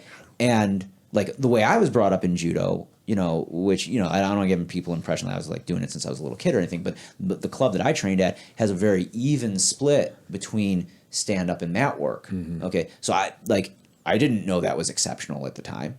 I just thought that's how it was supposed to be. I had countless books on judo where it shows mat techniques, and my whole life I've always thought judo was a lot of rolling around on the ground to get chokes and arm bars and whatnot. And it was only after I had started visiting other clubs where I'm like, oh wow, you threw me, but you don't know what to do down here. That's right. And a lot of those clubs, it's funny, a lot of those clubs where I train at, if I beat them with mat work, their default assumption, even before I was doing jiu-jitsu, was, oh, you're a jiu-jitsu guy, aren't you? Yeah. That's what happened at my dad's academy. So, because we were so judo classes were always 90 minutes. I have fond memories when I was a kid on Friday nights, 6 to 7:30. There would always be people coming from other schools, on that Friday night. And we would do falling for half an hour. So just falling, front falls, back falls, sky falls, jumping off, grabbing a belt and, just launching yourself type falls. So you do that for about half an hour, and then you do 30 minutes of technique, either uchikomi or just setups but everything just fitting in drills. And then the last half an hour to an hour would always be the randori. And it would predominantly 90% is standing. Right. So you start standing, boom, throw them. Let them get back up. Right. Boom. It's just constant, just, rounds. Almost like I would do rounds in jiu-jitsu. Yeah. Same thing, but you just do standing. And this is when Adam Miller, he was learning judo from my father, and then they would throw him, and then he would subsequently submit them. Right. And this is when he started, his jiu-jitsu training, and that's kind of like what got jiu-jitsu, more interest in my dad's academy. Right. Was kind of through his influence, because that's kind of in the mid-90s. that's kind of when it started, with the UFC and everything, and then people started merging the two. And then after that, the judo classes became a lot more, almost like 50-50. Right. There's been a lot more focus with the ground techniques but I think my father, being training in Korea in the 50s and 60s, predominantly, yes, it was probably just throwing with some particular pins that they would work on. Right. So you're absolutely right. But it's changed throughout different eras of judo. Right. Like people don't. Like, but self-defense wise, the one thing that, sorry for cutting you off, but the stories that he would tell me where he would basically literally end fights. If we talk about it from just drop a them, self-defense perspective, just the ability to take someone, launch them, lift them up with their feet up in the air and drop them when they don't know how to fall. Like, you don't have to know an armbar. No, you don't have to know a choke or anything. You just hit have somebody to, with the planet, man. yeah, absolutely. Yeah, use the ground as your weapon. I can't remember. Yeah, someone had said something about that. About utilizing the earth as your weapon to really injure someone, and that literally would end the majority of the fights. And I think a lot of that has kind of been lost, with people dropping into the guard and working certain aspects of the game. So I think is not right or wrong. It's just it's just something that has changed quite a bit from the old days back in the 70s. I can appreciate certain aspects of like guard pulling because I actually use a lot of sacrifice throws to get things to the ground because if you fail a takedown but you use a sacrifice throw, you're probably still going to end up in a familiar position. Right. Like I agree. For sweeping or submitting or whatnot. So I use that strategy a lot. I'm not a big time I don't do a lot of the big throws. Like a lot of the forward throws, right? Yeah, Ogoshi or Ogoshi, Ippon Seonagi, a lot of those techniques. I'm proficient in them, obviously, but they're not my bread and butter. Right. Tomonagi, things like that. Sumogaish. Sumi. I love Sumi. Me too. I love that too. That's a good throw. Yeah, all my students probably think that's like the core of my judo is just like Sumogaish. So like even the best throws that I do, a lot of those are relatively light falls compared to something like a Taitoshi or a Seonagi. Right. But when you really toss somebody and like they don't know how to fall or they don't know how to fall well or they're really, really just not expecting it and don't have those instincts. Yeah, that's why throws have a reputation at jiu-jitsu clubs for being so dangerous. Well, that's why people have asked, why don't you teach? Because I have a black belt in judo as well. They're like, why don't you teach a judo program? And honestly, the reason is because people don't want to take they don't have patience to learn how to fall properly. Right. Because really, if we did a judo program, half the class for the beginners will be falling. Right. Like just constant falling, like getting used to that. Right. Because my dad always says that if you are confident in your falling technique, then you have no reservations really going for a takedown. Right, because you don't. The concern is that, well, he's got to counter and really launch me and I'm going to get hurt. But if you know how to fall, no matter what they counter with, if you know how to fall properly, you're not going to get injured. Yeah, the only thing you're afraid of at that point is losing in the contest of throws. Correct. But yeah, in the proper mindset of Randori, you don't care. You're grappling someone that doesn't know takedowns and they just hug you. They just wrap you or they stiff arm or they, and that's when people get hurt. Because a lot of times when you get thrown, you have to go with it. Kind of almost like when you push, pull, and pull, push. Yeah, that kind of thing with judo as well. I bring this up pretty regularly, but it's funny because like in wrestling, we don't per se teach people how to fall. Right, that's right. We instead teach them how not to get scored on. But a lot of that still teaches correct reflex to not get injured. Okay, so like in judo, one of the things is like we take the ukemi, the classic falls where we slap the mat and we fall to our side, we fall to our back, we fall to our front, we take rolling falls. There's all different types of ukemi, different ones for aikido, different ones for judo, but a huge variety of different ukemi. Okay, and I think that's really, really important. But then you go out in contest and you're trying not to be scored on, and suddenly it's like, well, I'm not going to take a back fall because I'll lose. Right. So like a big part of, and like my buddy Riley Bodycomb is very good about this. I actually see it more in Sambo circles, like being taught at a lower level, whereas a lot of judo circles teach classic ukemi and then teach this later on, is teaching the concept of turnouts and how to not be scored on or reducing the score as much as possible while still landing safely. And that's something that like I try to bring that to a lot of guys because I have a very turnout based style of falling so that I'm not giving up that score. I'm trying to rotate midair, land back on my feet, land on my knees, land in a position where I can scramble from. And I feel like both of those skills are really, really important, but a lot of people only focus on the traditional ukemi. Right. And then as soon as somebody's like in contest, it's like, okay, I'm not going to get hurt on this fall, but I'm also going to lose because position, sure. Yeah, because I can see that's probably a difference between a competitor mindset, right, yeah, and then more of just training martial arts recreationally. If you're going to take 1,000 falls in a night because you're just working like nagikomi and whatnot, which is repetitive throws. If you're just like, I for sure want guys to have really, really good break falls. Okay, yeah. like you're going to take a lot of impact, and it's going to wear and tear on your body if you're not taking good, clean falls. But if you're only going to get thrown maybe 10 times in a night from 30 minutes of randori or something like that, it's like, A, you need to know how to fall well, but you're not going to take that repetition. So maybe turnouts are going to be okay, because now we're not just learning how to fall correctly, we're also learning how to reduce score. So that's one of those things, and that's like a hard concept for a lot of people to differentiate, I think. Yeah, because they should learn how to fall first properly. Yeah. Then if you start turning. So I think that there's a fall progression correctly, definitely, right? fall First, correctly. and then Now teach turning. Now know how to absolutely. Competitively take a good fall. Yeah, I agree. Jiu-jitsu matters a little bit less because it doesn't matter quite where you hit for the score. It's just 2 points. Right. Yeah. Is there a lot of judo tournaments right now? I mean, relatively speaking, especially compared to jiu-jitsu, there's not a lot of judo tournaments. Period. We've got a couple coming up soon, actually. Is there any? I can't pronounce the name. Kyuki-Do? Kyuki-Do. Is there any tournaments for that? We do. So, what we do on that side of things is we sponsor 2 tournaments a year, sometimes 3. And we have a grappling tournament too. Okay. But of course, it's not a core part of the curriculum. Right. So, and it's a closed tournament. So basically it's for the affiliates that we have. Okay. So the cool thing is that, it's, we open it up to all the AKF schools, and we'll have, like I said, 2 or 3 tournaments a year where we do breaking. It's more the traditional tournaments. We'll have breaking competition, form competition, weapons breaking, form. point sparring. They break wood. Yes. That's pretty fun. Oh, you got a bunch of questions about that, don't you? What kind of wood are you guys using? It is usually pine boards, Okay. like the kind you would get from Home Depot or something. Okay. And then you have to cut them. There's different sizes based on rank and age.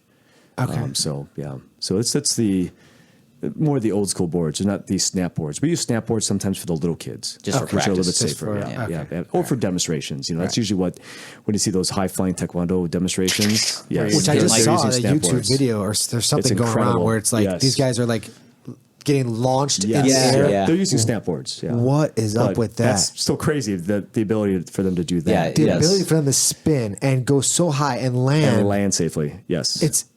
It's incredible. unbelievable. Yeah, that's true ninjas. True ninjas right there. Right. Yeah, That is. You ever see the one where the guy, and those are almost certainly snapboards as well, but you got like a line of I think 4 or 5 guys, and they're all holding it, and he jumps and he runs sideways, breaking the boards as he runs. Right. Yeah. Incredible. I mean, that's like a lot. I mean, that's acrobatics Correct. Yeah. with kicking style of taekwondo. That's where the tricking. I think Yeah. that's a separate Man, form tricking's of cool as martial hell. arts. What's it called?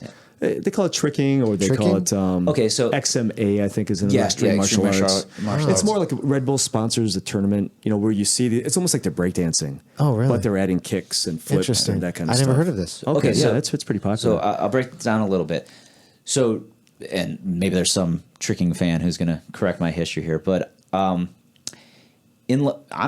kind of around the same time, in like the late 80s, early 90s, guys were integrating more and more gymnastics and capoeira and wushu movements into American karate forms competitions. Okay, Taekwondo was it's mostly like a big. There's a big tournament in Minnesota. I know there's a Bluegrass Nationals. I believe that one's in Kentucky, and then the one in Minnesota. I can't remember the name of it. I know of it. It happens every year. Blue Diamond, I think. Blue Diamond or something. I'm not sure. I But definitely have heard of the basically- Bluegrass. Yeah, you're right. Yeah. You're absolutely right. So I think Mike Chat. I can't pronounce his I remember last Mike name, Chat. but there's Mike Chatteradbit. Yeah, exactly. So there's a certain group. I think they were from the 80s, like you said, that started incorporating these more flashy moves into Yeah. the forms competition. Right, and that there's kid- two styles of forms competitions usually. They'll break it down in like Traditional and then more the non-traditional. freeform or whatever they Right. call it. Yeah, Like that one kid that was in that vampire movie, Tyler Lautner. Yeah. Yeah, so he's from tricking. So he basically was famous for that prior to that movie. At I least didn't in know martial that. arts circles. Oh, Yeah. wow. If you look at some of his competitions, so he's doing those flippy things and yeah, so it's pretty amazing. So I think a lot of people that do tricking use that as an entry to Hollywood. Right. So I know Mike Chat was Tyler's coach, is my understanding, and I know that other people that are in movies like stunt coordinators and that kind of stuff, a lot of them have used that as an entry to get into choreographing or to actually be stunt people in the movies that are doing those different techniques. Yeah. But fascinating. it still goes on too. It's Yeah. amazing. Like, they're not using any springboards or anything Nope, like that nothing, on the nothing. floor, I mean, and they well, can still. some guys do work out in gymnastics clubs Sure, that will yeah. have Correct, a springboard. right. Yeah, But- yeah. And I know the stages are somewhat elevated too, so there Sometimes, might be a yeah. little bit of spring in there as well. But Yeah. I know guys that do it Phenomenal. in the park in It the is. grass. So Yeah. Right. Absolutely. But yeah, so the weird thing about so I shouldn't say weird. Obviously, it's just taking things in a slightly different direction. But when it started off, it was kind of like we're going to add a little bit of flash to these forms to score higher. So like we're doing all these martial arts style kicks or staff form or something like that, and we're going to add a backflip or an Arabian Yeah. or like the like a backflip with a kick, which is now called a flash kick, which is based on Guile from Street Fighter. But anyhow, so like they're adding these fancy elements, but still it was still fundamentally like martial arts in the sense of, oh yeah, like here's a kick, here's a punch, here's a strike with a staff, Okay, tricking takes it in a kind of different direction where the main objective is to do the flashiest spin, flip, roll, twist, whatever, and the kicks are primarily used as a way of loading your movement or putting like punctuation on the motion. So tricking is a martial art in a sense, but it's actually more like, and don't take this the wrong way, it's more like a street gymnastics or street tumbling. Like parkour almost. Parkour, right. Yeah, it's very similar to that. Parkour's That's different, My son yeah. does parkour or did parkour for a while, and I did a Parkour little is bit using too. more like different apparatuses and using things that are near you. So there's parkour, there's free running, then there's more gymnastic elements. Like, Free running is different than parkour. technically, yes. Oh, I didn't know that. Okay, so I thought that was the same. No, Sorry, I didn't No, know. that's a common misconception, sort of. Like some people will straight up tell you that it's the same thing. Okay, but your main objective when you do parkour, okay, is to move from point A to point B efficiently. Okay. Now, if moving from point A to point B involves like running up a wall or hitting, bouncing off something and traversing an area that you can't just walk across or run across, then so be it. You have to move in a particular way to be able to accomplish that. Okay. So it's very much about an efficiency of movement, being able to jump and take safe falls, things like that. If there's there's a lot of rolls in it, but there aren't necessarily like a lot of backflips or things like that. Free running is, and again, like a lot of people use these interchangeably, so I don't want to give the impression that like this is absolutes here. Free running tends to be a little bit more acrobatic and expressive, where it's about how can I move from point A to point B efficiently, but with style. I see. Okay, so like there's moves that are now considered like a part of parkour or a part of free running that serve no practical purpose. Yeah, other than looking cool. Right. So like when you see a guy hit a wall and he like puts his hands down and he does like a sideways flip on the wall and then lands right where he started, that serves Right. no purpose. It's I a get it. neat acrobatic trick, Right. but it's not actually getting you any further along. Right, Point It's A a to point B. competition for that too, right? So they have that, just like skateboarding. And a lot, music, and a lot of traditional guys are like, "Oh, you're ruining the art by doing competitions sponsored by Red Bull." Right. Dude, I saw some crazy. So I used to skateboard, and I had to go back and watch Thrashing. Oh yes. Do you remember Thrashing? Yes. Josh Brolin. Oh Jesus, Oh my man! god, dude! I was like, man, I wonder where I could find it. So it's on YouTube. And you thought can you were gonna watch say it. Netflix for sure. No, it's on YouTube. You can watch it with a bunch of commercial breaks, which I sat through and watched it all. And I just took me back. I didn't even understand the premise when I first back in that day. We just cared about watching cool Do you remember tricks. Glean the Cube? Of course I do. That's fucking amazing too. I looked that up right afterwards. But the interesting thing is, like, when I watched it, I'm like, So primitive. it's so ridiculous. It's so ridiculous. The tricks are primitive. Yes, I get that. But the fight scene Oh, with the choreography is terrible. The fight scene between the two guys, between Hook and Webster, is that his name? Man, I don't Josh remember the Brolin? fight scene. I don't either. Okay, I'll take you back. okay. Here's the fight scene. So you remember Greece, right? Where they had like their race cars in the court, right? So picture that without the water in the middle. Okay, they're on skateboards.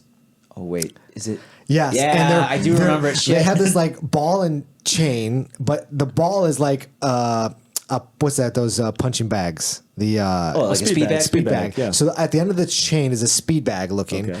and they go down this ramp across paths and they try to hit each other And knock each other off. and knock each other off the skateboard. Okay. And if they knock each other off the skateboard, they can then jump on each other and start hitting each other, and with just not with their fist, but with this bag, speed This is bag. a, this is a very well established rule set, might I add. So, and then at the end of this fight scene, the police were coming to break up the gang fight or whatever. The Hook is hitting Josh Brolin with this speed bag and allegedly breaks his arm with the speed bag. I'm like, this is so ridiculous. What the fuck are we watching in the 80s? And they had no idea. It was, and the whole premise was this building up to this event where Josh Brolin, Webster, couldn't do the downhill because of his broken arm, and it was like a downhill longboard, but they didn't have longboards back then. Right. They're just normal boards. Normal skateboards. No one's wearing the guy's wearing like a leather jacket to do longboard. And like they kept their it's so ridiculous that you have to watch it just to be like, what the fuck were we on? How much cocaine were we taking back in the 80s to think that was like awesome? I will watch it again because my memory of it is not good. Yeah. And until you started talking about it, I totally forgot that happened. Which 80s, because we're all kind of kids Yeah. of the 80s. Which 80s movies do you guys think you can watch it like today and you're like, wow, okay, yeah, that still stands the test of Relevant. time? Because I know there's some movies that I know fighting that's, movies or straight up. No, just any genre. Oh just man, any. I mean, I have ones that I like.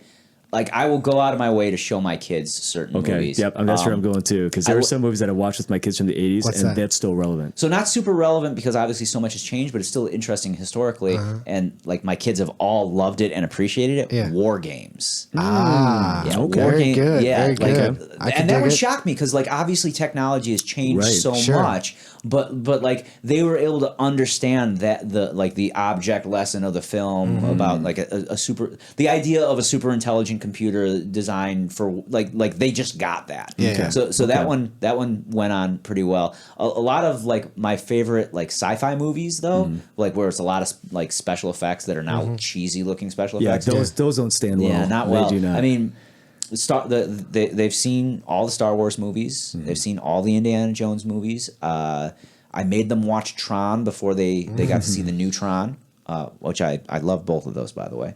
But yeah, like I hadn't seen Tron in a couple of years when I showed it to my oldest one, and I was like, oh boy, this is not good of special effects as I remember it. In my mind's eye, this is way cooler. But yeah, like they've enjoyed all those. What do you got, John? all the John Hughes films, you guys. I was gonna get to Holy Breakfast cow. Club. I was shocked when I watched them with my kids. Yeah. And just they got it. I mean, it was like it just blew my mind. Yeah. You know what I mean? And me watching them again, I all the innuendos went over my head when I was Yeah, little. right? But I was That's like, fascinating. this is PG. I'm like, Yeah. wait a second. Yeah, how did isn't- this happen? Right. I But know. all those films, Pretty in Pink and Brilliant. and Ferris Bueller's Day Off. Ferris Bueller's Day Off Yeah, is Breakfast Club, my go-to, like introducing people to John Hughes. Like that is the film. 16 Candles. 16 Well, Candles is sometimes great. some of the stereotypes too. Like I remember they had the Asian guy in that one, the long duck dong. So my Yeah. kids obviously are half Asian, so they had a hoot, Yeah. about mimicking him and Right. what's happening. Right. Of course, I'm Asian, so I can make that. Right, I can you're make allowed. that reference. You're Yeah, allowed. Those are your exactly. people. That's right. I remember when I was younger, I used to watch so I used to we saw Ferris Bueller, and I'm like, oh, I'm gonna do the same thing. So I would pretend like I was sick, right? Stay home. You would pull a Bueller. I would stay home though, but I wouldn't go anywhere. I would just watch Ferris Bueller's Day Off and stay home, and that was my I mean, I for sure did that. that a couple was of awesome times. for me. Yeah, it was great. Yeah, I wore out. I mean, I made my kids watch. I mean, okay. Again, this podcast is going out to the world. Like, I know that John Hughes films are big, but I don't think they're anywhere near as big anywhere else other than Chicago because they're all based in this area. Right. And another movie that's like that for me that was really important to show my kids, and it's funny because I didn't I didn't think about it. There used to be this place in Mount Prospect, and I took my kids to it, and it was called the Blues Bar. Okay, and it's no longer there. I'm very sad because it was fantastic. It was great restaurant food, but it was a Blues Brothers themed bar, and they had the Bluesmobile. They had statues of Jake and Elwood, and my kids hadn't seen it, and they're like, "What's up with this?" And I'm like, "Oh my god!" So I showed them the Blues Brothers, and that was another one where I'm like, "Oh god!" Like look at these. Like these places don't even exist anymore. Right. Plus, it's not. I don't think it's a PG. Blues Brothers not PG. No, is it? no. It's like Animal House, right? It was kind of like that same vein, I think. Yeah. Well, Animal House is a lot rougher, but Yeah. I haven't seen Blues Brothers in a while. so yeah, Blues Brothers was another one. Wayne's World is Chicago based. I made sure my kids saw Wayne's World. So many great flicks. Yeah, Now from I the think 80s. I don't know what's been out lately. I haven't heard anything great coming out. Well, you don't love the movies that are good because you hate superheroes. They're just Well, a lot of superhero, but I mean, I haven't really no more great scary movies. I haven't seen anything. It's like I always hear the same comments that it's just. Yeah, Well, didn't you think It? Yeah, that Stephen King remake of the movie It was good. That was I bad. didn't see that one, honestly. You didn't? Okay. I thought that was good. I thought Yeah. they did that well for a horror film. But Yeah. you're right. Most of them have been pretty. Most of them were pretty cookie cutter nowadays. Yeah. Like my ultimate scariest is Exorcism. Like The Exorcist, the the original. Exorcist. Okay, Yeah. Exorcist. The You know, original I one. saw that. I Man, saw that just again, can't- and it was I can't deal with it. I remember 'Cause it takes me first seeing back it to when the I was a sign. kid. When I was a It kid, because freaked my me dad out. would sit us down and would you Yes. want to watch it, and that's what we're watching. And my mother's like, "What are you making them watch?" Do you remember all the smoking that was in that film? Yeah. Like that. Yeah, when that's I one of those watched it things again, that- I was like, "Holy cow!" The doctor Everyone- lighting up. everyone- Everyone's lighting yeah. up. Yeah, it was hilarious. Yeah, man. Yeah, I can't. That deal really, with that. that's one of those things that like really stands out in old films is just the sheer number of people smoke. Like were smoking, it's yes. become so like obviously everyone's vaping these days instead, but like it's become so culturally inappropriate in most situations that I don't like think everyone's vaping. I think a lot of people still smoke. I'm I not was saying driving the everyone. other day. I'm not saying everyone. I think, but yeah. What do you think about this? Because I was driving and I saw a man and woman driving. The woman was driving; she was the passenger, and she had a cigarette out the window. And then there was a baby in the back seat, car seat. I'm like, shouldn't that be child endangerment? Like, what the fuck? How come? I mean, I that's think it not is a in thing? France, but How come that's not a thing here? Like, why are we so okay with just smoking around babies and children and no big deal? I don't understand that. But you can't have open alcohol around a child, or you can't give a child a drink. But mean, yeah, you can. I'm the wrong person to ask because while I definitely don't smoke, I grew up with it and Yeah. never. Yeah, and I But haven't really really seen had- that too much because I know that they ban smoking in most restaurants now Right, too, right. and But even if bars. you're in a But if you're in the car, driving yeah. and your Right, kid's in the right. back seat and you're having a cigarette, what the fuck? Yeah. Right. Man, that's horrible. It's there should be how far, something. Yeah, how far will lawmakers go to? Yeah, and you're right. I guess that's if they ban it in restaurants, why wouldn't they ban it in your car? But then would you ban it in the privacy of someone's home? Right. then? Well, how do you? I mean, yeah, how far like, do you want to go? Yeah, that's. Yeah. But I At that understand point, you what may you're as well be saying, though. banning Yeah, that's- cigarettes. You know, I don't know. how do you I don't know why control they're that? not. I don't even get that whole thing. I mean, people smoke. That's fine, but just don't smoke around me. Every time I walk by someone smoking, I just want to slap them, open hand. That's what I feel like. Because when I Was get that hit, a big thing when you were in high school, with kids smoking? And, yeah, or we was that- smoke. I used to smoke. Okay. That's all we did, man. Smoke cigarettes. Do stupid shit. I won't get into it. But yeah, but now Statute of limitations hasn't Yeah. run out on all of them yet. but now because I haven't smoked for a long time, and it's just like when I smell it, I'm just like, oh my god, yeah, you're outside the building, but I'm walking to that building, and it's like, come Yeah, on, smoking is kind of unique in it invades your space. It does. Yeah, so I get it. open hand slap. If everyone who was smoking, Jeez. and if you were able to You're just, allowed to. hey, He's kidding, it's like, people. It's like when you see what's that Volkswagen Beetle slug bug, you get punched. Oh, you're like, you're allowed right, to. right, yeah. Yeah. So if you're smoking around me, or you're gonna You get wanna slapped, slug bug people, I want to basically? slug bug people with a slap across the face. That's all. So you probably don't like Las Vegas very much. No. Because man, when you walk through Yeah, some of it's those casinos, brutal. because they still allow smoking Yeah, they in still there, allow. right? Yeah, it's that's pretty a very difficult. different thing.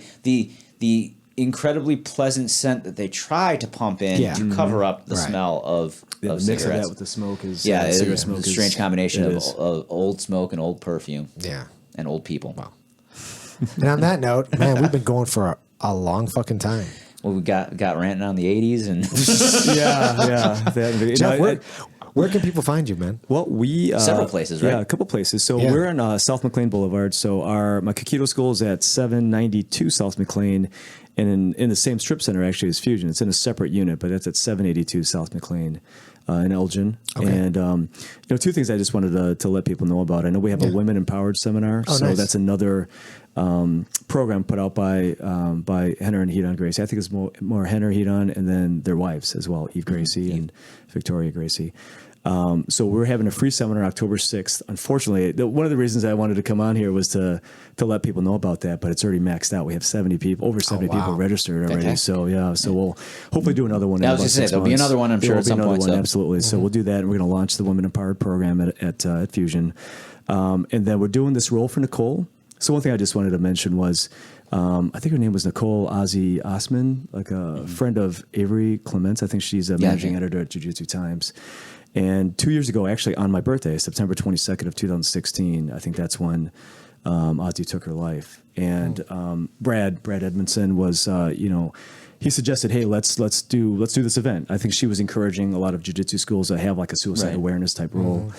So we did it in 2016. And funny thing is, my ex-sister-in-law passed on October 2nd, the day before her 35th birthday, I believe. 35th or 30, yeah, I think she was 35. And then a month and a half after that, on November 23rd, a student of ours, Ian Kelly, passed as well and committed suicide. So that all happened within like a matter of a couple of months since reading about Ozzy. And so we were just like, all right, so we did an event in 2016, 2017. We're going to do it again October 19th. So we're just, whoever wants to come, we've had, friends from other academies come. It's just a roll. Start at 5, go to about 9. At 7 p.m., we have Linda Rodriguez, who is her kids used to take lessons with us, but she's got a really, just a story, about suicide awareness and in her family that's pretty powerful. So she shares her story at about 7 o'clock. And then we'll have a link to, I think it's American Foundation for Suicide Prevention, that they have like a donation, that if you guys want to do a donation, you can make a donation there. But I know there's several people and several organizations that do that. So it's just at least once a year, it helps us remember, my ex-sister-in-law, Amanda, and Ian, former student, and also, Avery's friend, Ozzy. So it's kind of a cool thing. I know Suicide Prevention Month or Awareness Month is in September, right? But we were just kind of a month behind, so we just do it every October. We pick a Friday night and just get together, remember the friends that we've had that that are not with us anymore, and just hopefully encourage all of us that train jiu-jitsu that sometimes like we don't know like what our fellow practitioners are going through. Like we roll, we have a great time, then they leave. And, some of them may be going through some pretty hard times that, I don't know what the answer is. I just know that, just get to know your fellow students a little bit more. No, it's an important subject to talk about. Absolutely. Absolutely. So no, it's a rough subject, but it's a fantastic idea. It is. And every October we'll do it. So this will be our 3rd year doing it. So we just, if you guys can, and if not, just, maybe take a look at some local suicide awareness groups, nonprofit groups in your area, and maybe, at least, I know money is not everything, but sometimes it does help get the word out so that, if you have a loved one that goes through something like this, then there's like a support group or somebody out there that's looking out for them. sure. So that's good. So hopefully we'll see, some good folks that are coming out to that. So. Yeah. Okay. Wow. But yeah, that's it. So I really appreciate you guys. Sure, man. It's great meeting come out you. here. Yeah, I'd love to come back again. And I know that there's so many JKD stories and other stuff too that you can go into. And I know Javi. I met Javi in Las Vegas of all places. That was a crazy. A crazy. Over at Casey Halstead School, and of all the places. Yeah. And I recognized. I saw him. And I was like, oh my gosh, okay, because I think it was right after. It was right after Masters, right? Yeah, it was after Masters Worlds last year. Yep. So I got to feel the wrath of the Hav. Did you? Oh God. He was like, what was that called? I know you like to do the where you take what does it called again? The crucifix. Yeah. Crucifix, footlocks, heel hooks. I'm like, what's going on? So no, that was a great experience, and so hopefully you guys are doing great things. Like I said, I just subscribed to your podcast, and I was catching up with a lot of the local guys, and it's been amazing just hearing everyone's story. So I really appreciate you guys getting some local guys in here. So it helps us, other black belts and school owners in the area to hear about some of the other folks too. So Awesome. It's been really good. Love hearing the stories. Love being able to share it out with the rest of the community. Yeah, absolutely. And Instagram, where can people find you? Just my name, Jeffrey Skim, JeffreySkim. It's the same thing on my Facebook, Jeff Kim on Facebook, and then the school Fusion Fitness MMA. If they look it up, that's on Instagram and also on Facebook. And then Kyuki-Do Martial Arts of Belgium is our Kyuki-Do side. We have American Kyuki-Do Federation is the other organization as well. Awesome. So thanks, Fantastic. you guys. Yeah, appreciate it. Thank Thanks, Jeff. you. All right, man. We'll talk to you later. Awesome. Thanks, guys. Bye. This episode of the podcast is brought to you by Very Hard to Submit. Go to vhtsny.com and check out their kimonos, compression gear, and apparel. This is a brand we are excited to be supported by. Their gear is high quality with a clean design. Go to vhtsny.com and see for yourself. Hey everybody, thanks for tuning in. For more information about Grappler Union Podcast, you could visit us at our website at grapplerunion.com. You can follow us on Instagram at Grappler Union. Please like us on Facebook. Be sure to subscribe on iTunes. And all of our episodes are available on our YouTube channel. Say what? Be sure to subscribe. Yeah, subscribe to all that shit. You got to do another take, right? Oh.